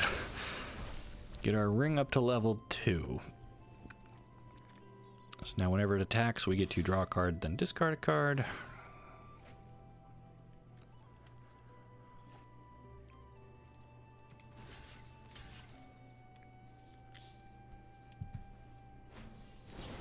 Oh no.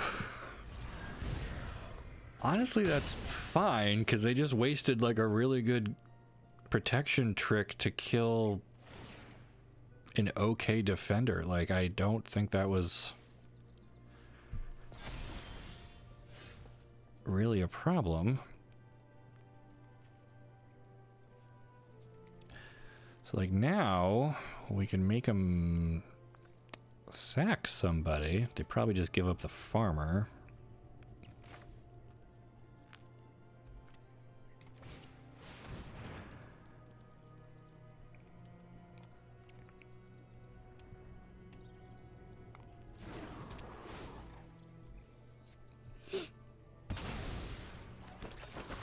As predicted.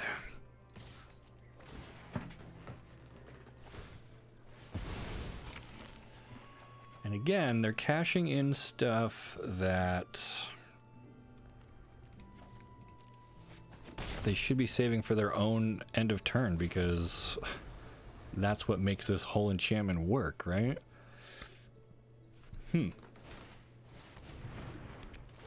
Yep, creative food. Now that I discarded something that would actually kill that.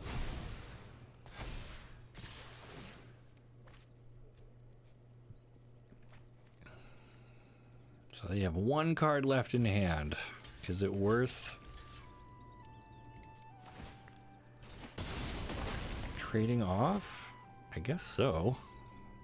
Because we still have Golem, we've got...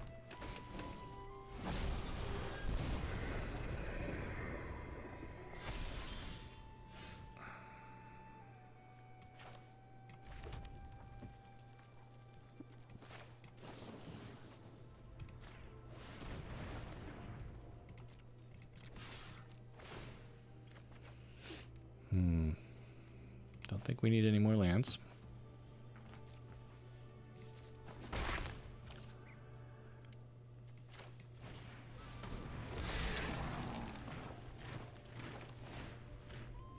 I think once again we're just gonna try to over evil them.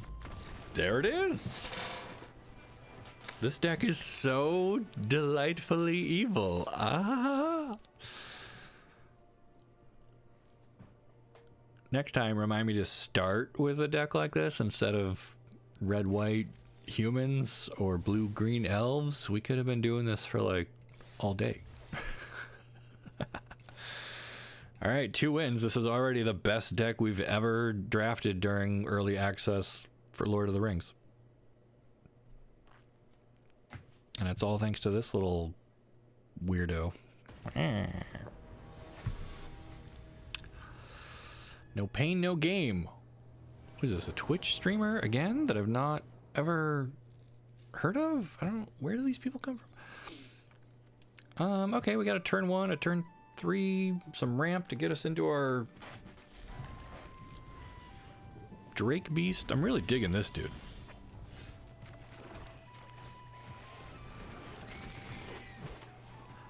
And we get to scry. Do we want one of our islands? I don't think so. I think we want to find more stuff to play. They were warm-ups. It's true. We had to shake out all of the...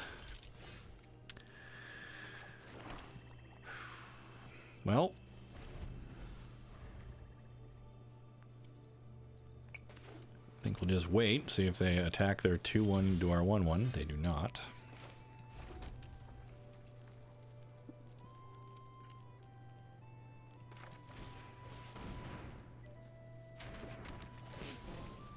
We'll go for the envelope, get our ring started. So now this can't be blocked. But I don't think they would block there anyway.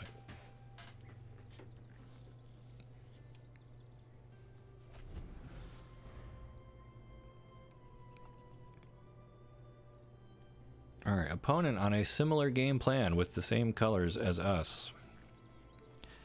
Evil like a Nazgul. Well, we didn't get to draft any Nazguls. They're pretty good.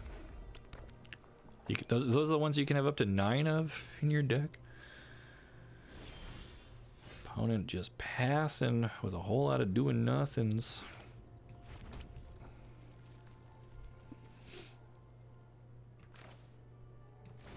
All right. Try to get another ring temptation happening.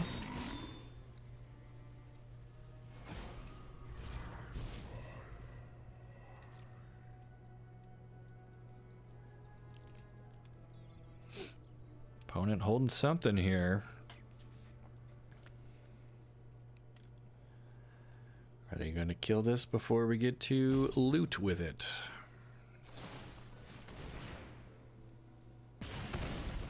Three damage to target creature. The creature loses indestructible. Oh, and they exiled it. We don't even get to...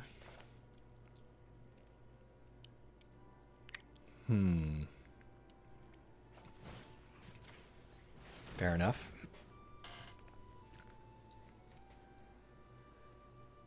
Alright, so I like sticking our knife wound on this guy because it makes him not a threat.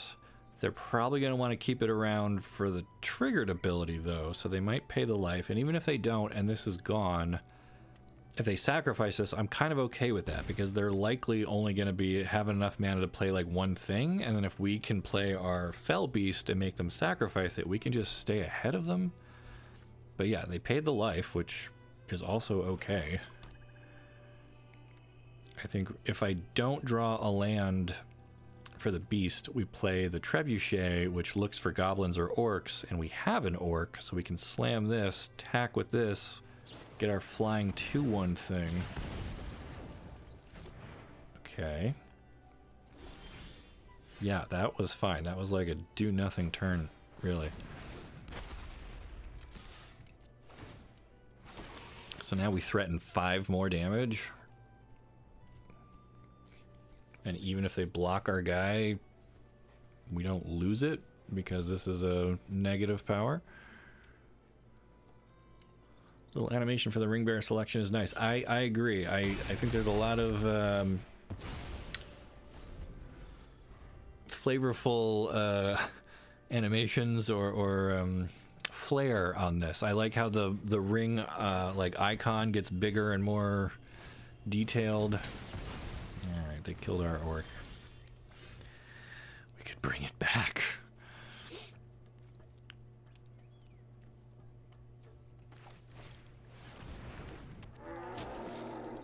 Is that worth going for?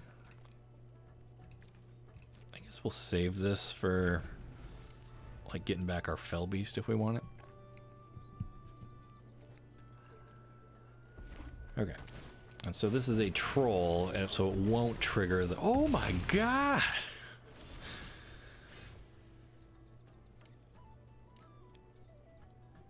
Okay, so they have themselves a Balrog.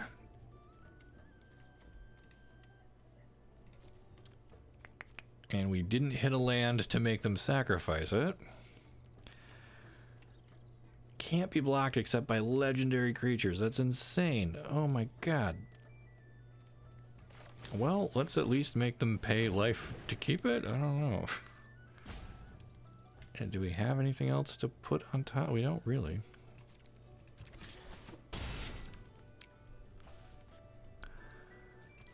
Oh, that also weakens it a little bit. Okay, so instead of being dead in 2 turns, now we have 3. That makes me feel better.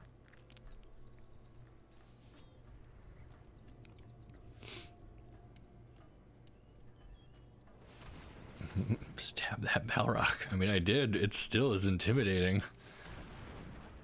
They discard a land. Okay. Yep. Painful. So now, even if we get a land, they just sack the token. Gross.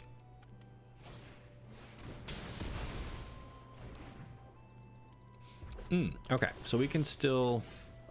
Oof. I don't think putting this guy... Oh, what do I do? So if we use the ring to tempt us, we can make our trebuchet legendary and get back our 4/4.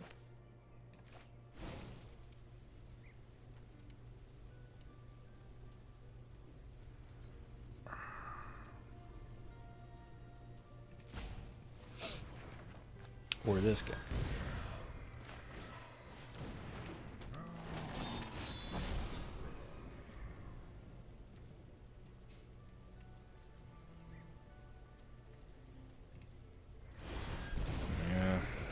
Not great, but I think this buys us another turn because now we at least have a blocker.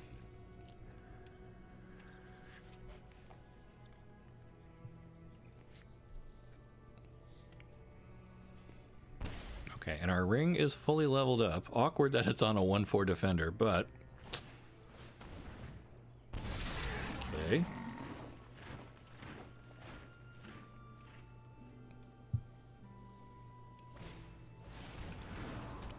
Opponent with a fell beast of their own. Fair.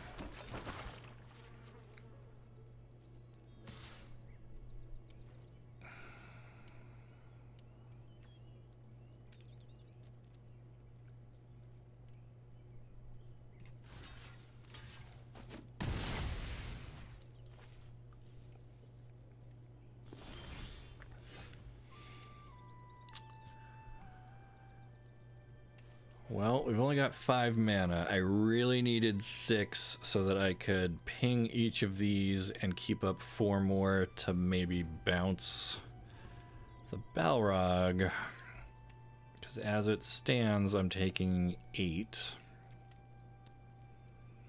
So if I just bounce somebody, I take 6 and I go to 1. I guess that's what we're doing.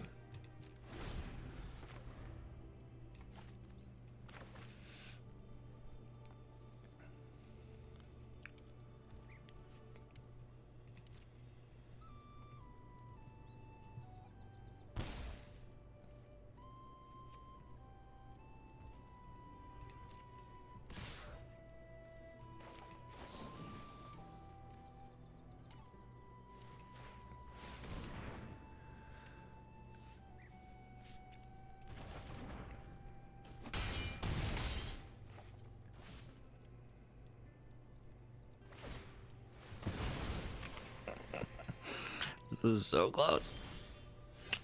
That's another land, but it's a little too late. Because now, even if I play this, they just sack a token, and I still can't block anything. And even if I... Boom, boom.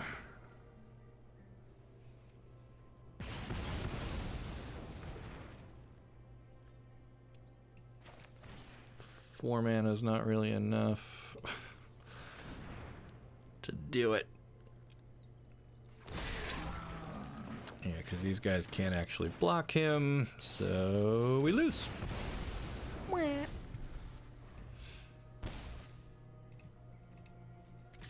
Good game, no pain. No game, good game. Good game. Alright, our deck is still very evil. They just happen to be a little bit more evil, but we'll stick with it. We'll see if we can do one more. Or 2 more, or however many more wins. We're currently 2-1. Fatigue is setting in, though, I must admit. I do not have the endurance of an all-day streamer. So we might be wrapping up soon. I at least want to give this deck a chance to do its thing. I mean, it's been doing it. It did it twice already. But we'll see if we can get at least one more win out of this. I don't know if I'm going to sit here to get the full 7. Oh. So I just realized that the quotes here are now quotes from the books. But the background is March of the Machine. All right.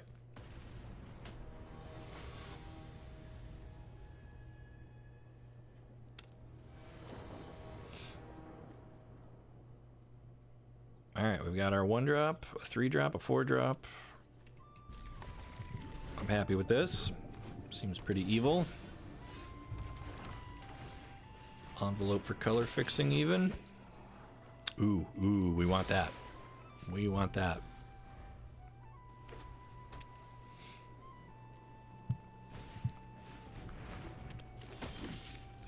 Pippin that we almost took.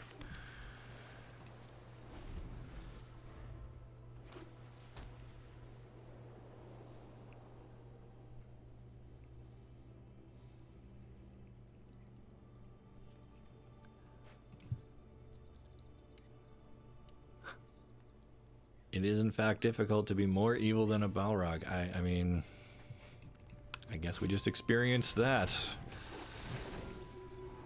Whenever Elrond or another creature enters the battlefield under your control, scry 1. If this is the second time this has resolved this turn, the ring tempts you. My goodness. Yeah, where was he when we did our blue-green elf deck?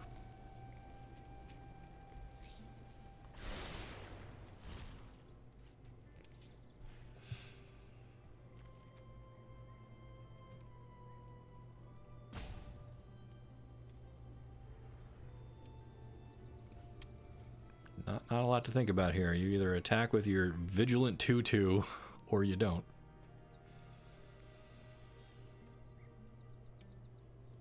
Survey says.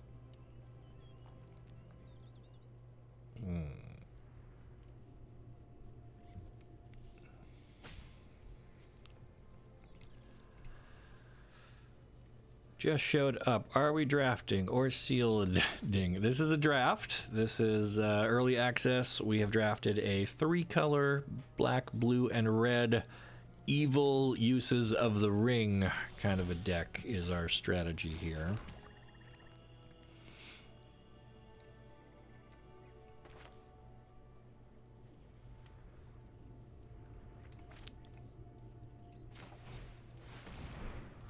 A lot of options. We could have gone with the envelope to kind of ramp ourselves. We could have gone with this dude to tempt ourselves. Could have done the ransom while they're tapped out, and we know they don't have counter stuff. But I went with the bird, so now we got a little flyer. And I think maybe next turn it's the envelope, which then we can use to tempt the bird. Interesting, interesting. I mean, we'll propose a block here. If they want to spend a card to save Elrond, I guess I'm okay with that. We're only giving up our army token. Sure.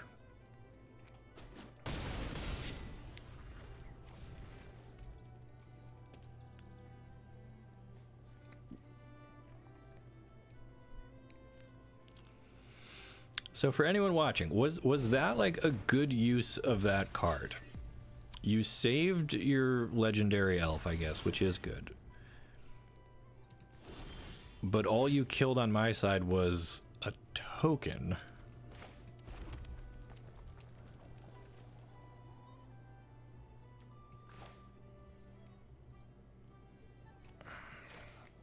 See, I was going to play the envelope, but I think I want another body on board that can maybe block or trade with one of these guys.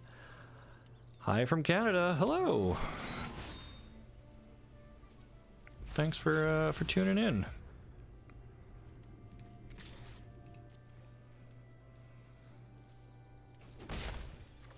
All right, we have a legendary bird now. Everyone's heard of this bird. Bird is the word. He's a horrible bird.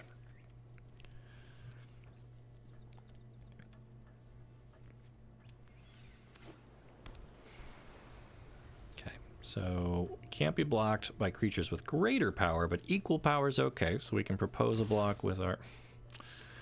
And if they want to spend another combat trick...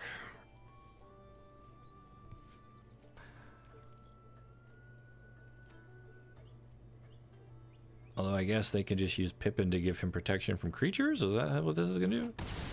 No, they don't do it. Ah... So Samwise, choose a target permanent card in your graveyard that was put there, return it to your hand. So they just get their Elrond back, which is okay.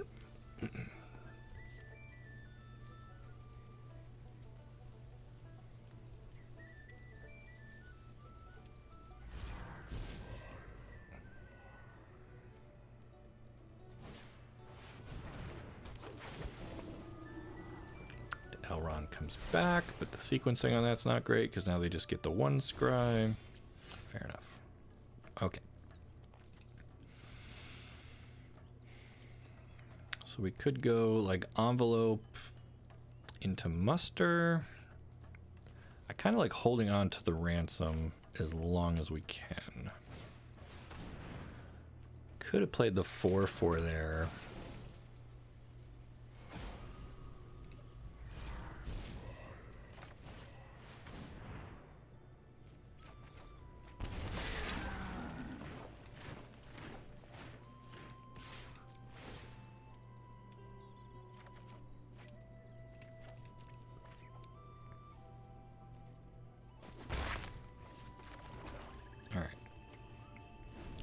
Three really good cards in hand against, don't know what they have. We gotta watch that the food kind of gives them a little bit extra cushion on their life.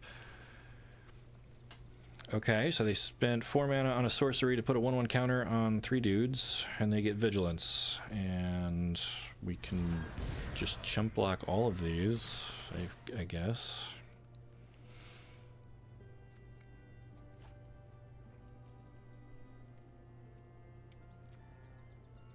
Or we take 7 and kill Sam.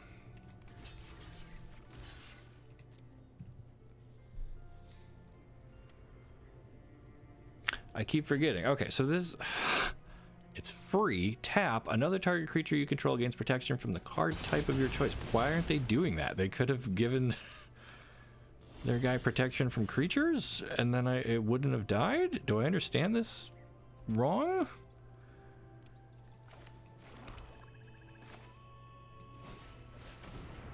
Maybe I'm just missing something here.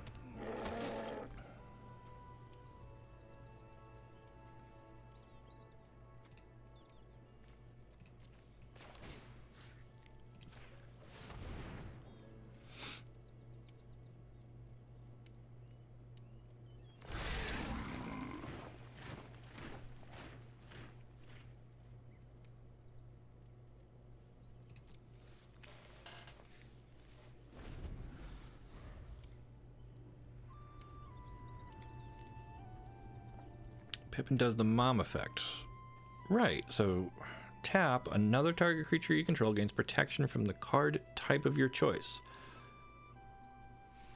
So if you give it protection from creature cards, then whatever's protected survives. And you can do that while he's attacking because he has vigilance, so you just declared him as an attacker.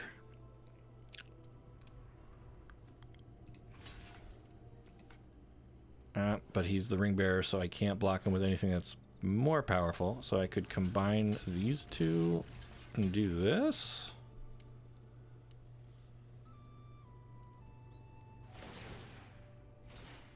I mean, that's fine. I gotta sack my guys at the end, but they're gonna die anyway.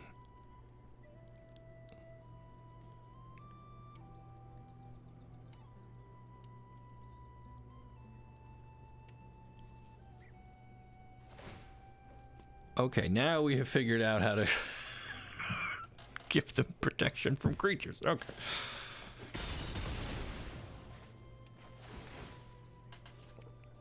Outstanding. Well, we need to draw something very good here.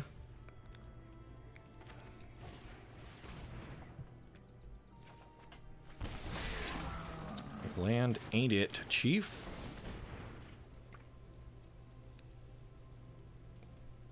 But maybe our opponent will give us something cool.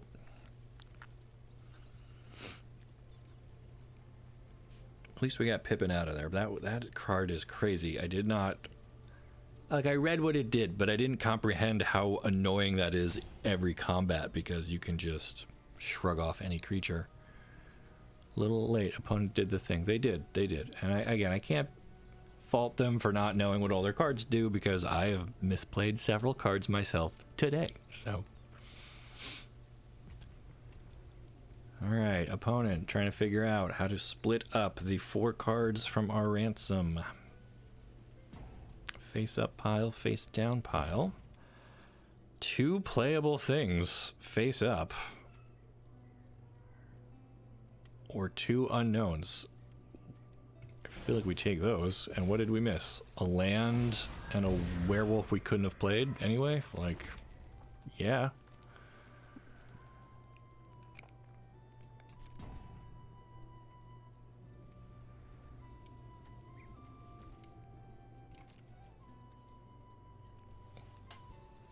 We can even fire off both of these if we want to.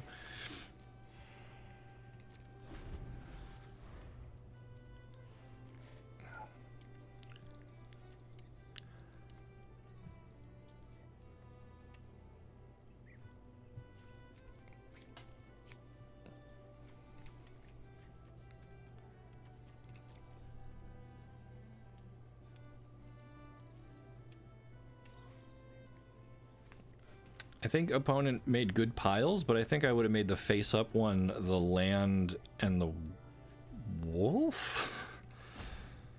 And make the face-down one the two cheap spells?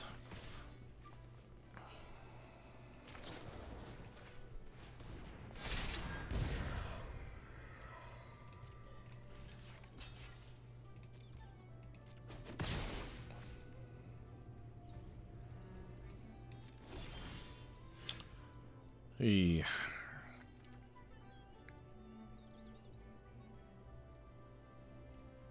Okay. So first we attack because we get to loot. We find probably the best possible card. Make them sacrifice their thing. Okay. And now we've got a little bit of breathing room with some food. Our opponent was on a 3-color deck this whole time, or was splashing for something.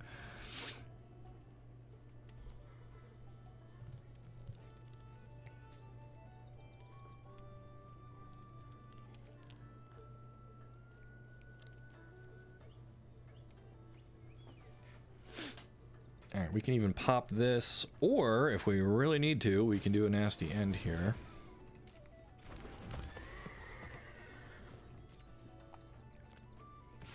Alright, I guess if they splashed red for Shadowfax, that's pretty darn good. What do they get for free with it? Theoden. Whenever it or another human enters the battlefield under your control, target creature gains double strike. Come on! Oh my god. Alright, well, I think we're gonna block and sack.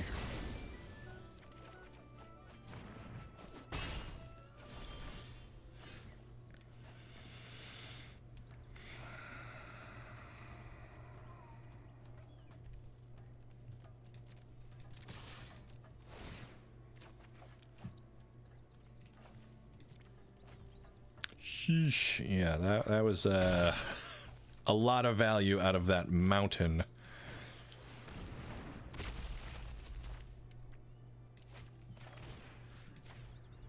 Alright, so we'll knife the horse.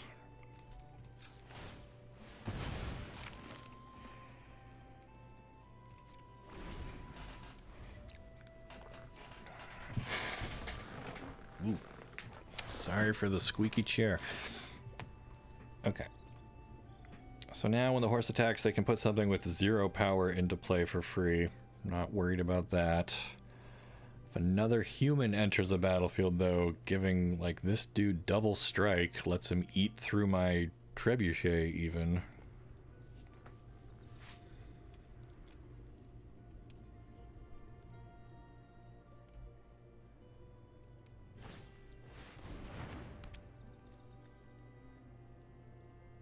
Fog on the Barrow Downs. Enchanted creature's a spirit, can't attack or block. So, very fancy pacifism.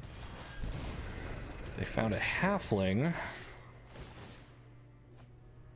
So nobody has double strike. But they do have a level 4 ring bearer. Oh no! That mountain unlocked so much for them. Oh my god. Thought we were doing so well, so well. Alright. 2 and 2 with our evil stuff. Having a great time, though. Thanks for being here. Anyone who recently tuned in, we're doing early access for Lord of the Rings. There's our Gollum. We have an evil deck built around using the ring for evil stuff. No Gandalf to stop us here. And we've been at this for about 3-4 hours now, I think, almost. And we've lost plenty of games, won a few. This is looking all right. I'm really happy with what this deck is doing. I might try to, I don't know, port this over to like a full constructed deck when this comes public for everybody next week. Powers of good prevailed. Yeah, Theoden and Shadowfax got it done.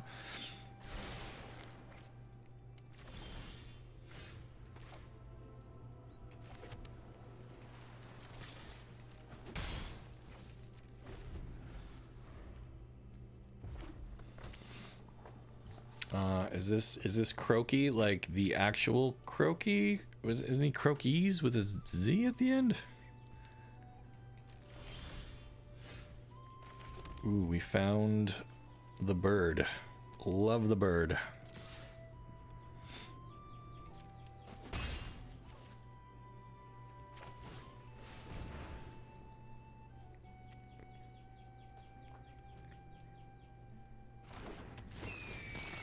All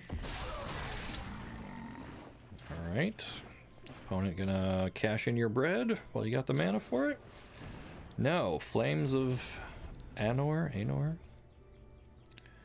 Choose one. Draw 2 cards. Sure.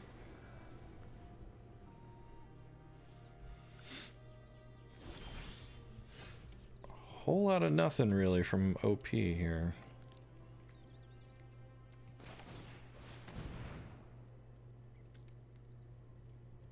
See if we get to resolve an envelope.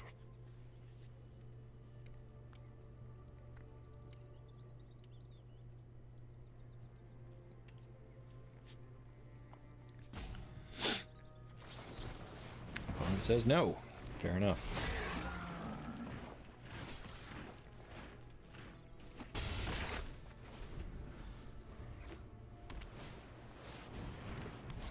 Saruman the White, 5 mana, 4/4 with Ward 2. Whenever you cast your second spell each turn, amass orcs 2. Interesting.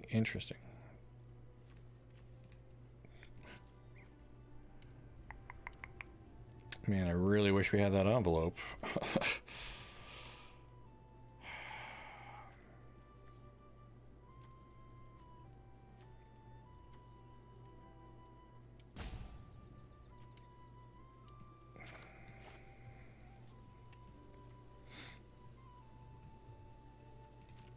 All right.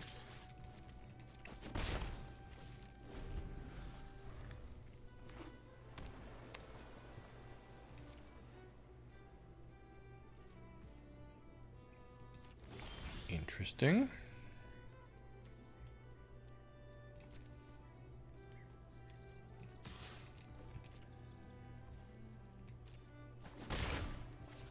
I'll try to slip Gollum out here.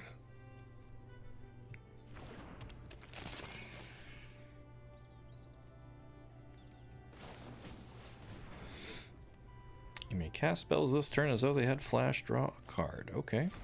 What are you doing with that? Flashing in a creature, a sorcery of some sort.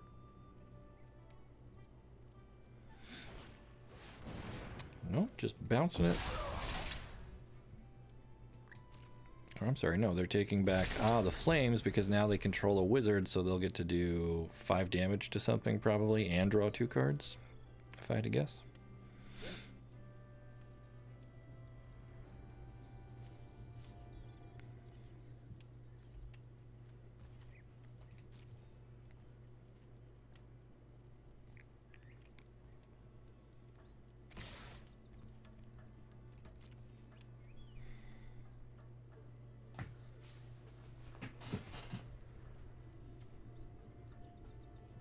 Interesting.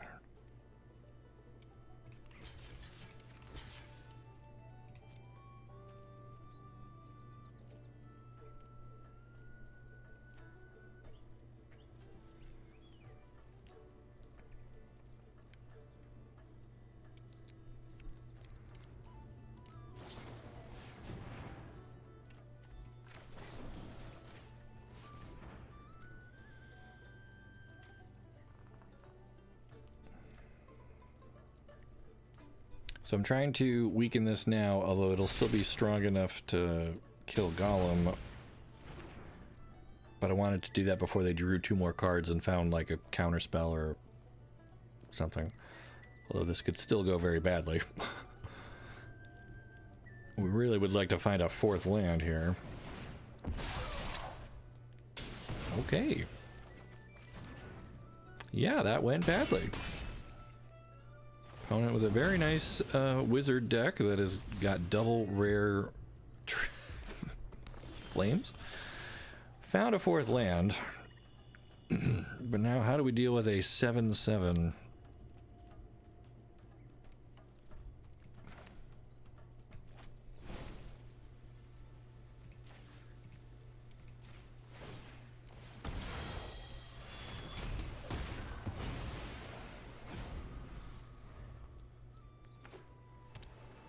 I mean, this has us dead in 3 turns. We need to find our spell that... They have 2 of this guy, too? Wow. Wow.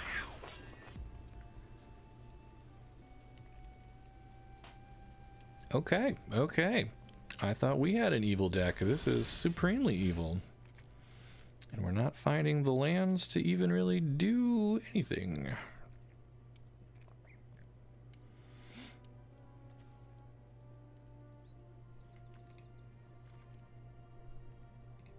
I mean, we could treason, put a fight spell back on top of our deck.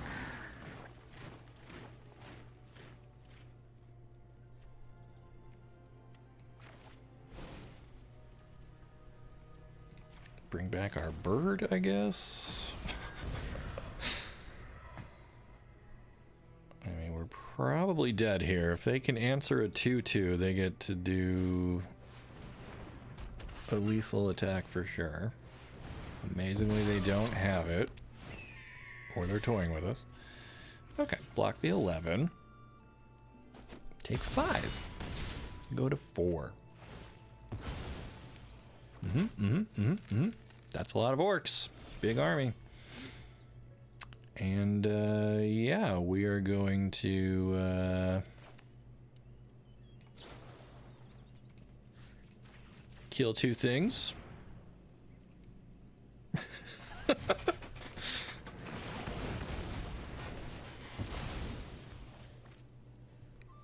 And then, be starved on mana and, probably lose right here.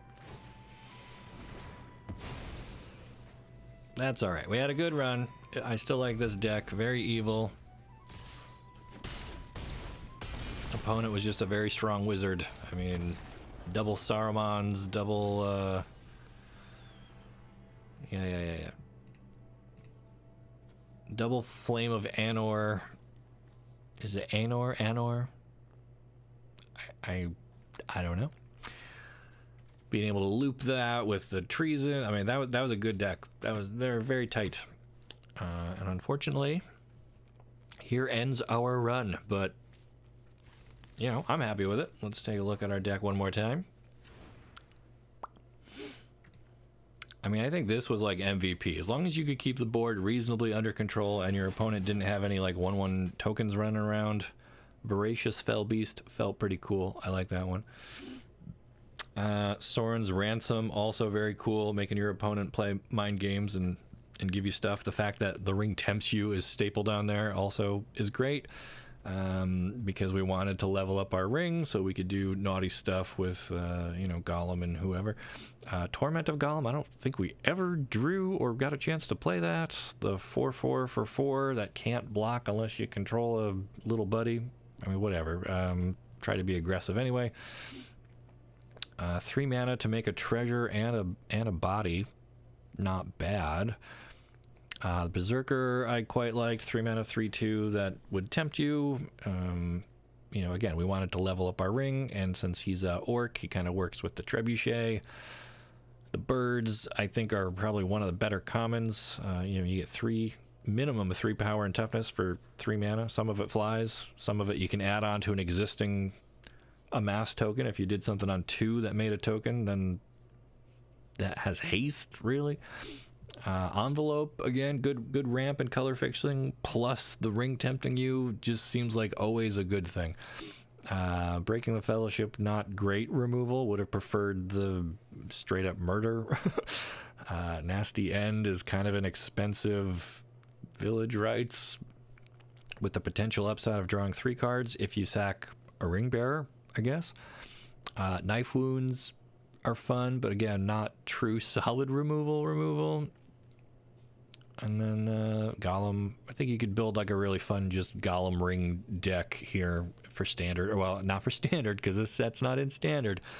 But starting next week, you can use it in Alchemy and Historic, and you can draft it, and you can use it in Commander, well, Historic Brawl on Arena. And you can do all sorts of fun stuff with it in paper. So I look forward to seeing what you all come up with when you play with Lord of the Rings Tales of Middle-earth. But I think that's going to be it for me for today. That was a long 4-hour stream with tons of new cards, a lot to take in. We learned so much. Favorite card overall, I mean, I don't know. There were so many cool ones. I liked the ring tempting you. I didn't think that I was sold on that as a mechanic. It feels like it's going to be kind of hard to keep track of in paper because you got to have like the little token card and slide the however you're keeping track of what level you're at. But when it's all automatic through Arena, that makes it way easier and way more fun. So having the extra graphics in there to make everything really pop and look cool, it feels like your ring bearer is special with the little aura around them. So pretty cool. I like this expansion, and that's coming from someone who's not a huge Lord of the Ring fan, which might surprise you, but I don't know. I'm more of a sci-fi, Star Trek, Star Wars kind of guy. Never really got into Lord of the Rings as a kid, although it's my wife's favorite. And again, we were kept company today by a couple of plushies here from her collection. So thank you, friends. And maybe in the future, I'll have her join me for another stream and maybe let her draft a deck or something wacky like that. But for today, that's going to be it. I really appreciate you all being here hanging out with me or watching this as a video on demand later. Either way, make sure you like the video, subscribe to the channel so you don't miss the great stories you'll only find here on Magic Arcanum, and we'll see ya.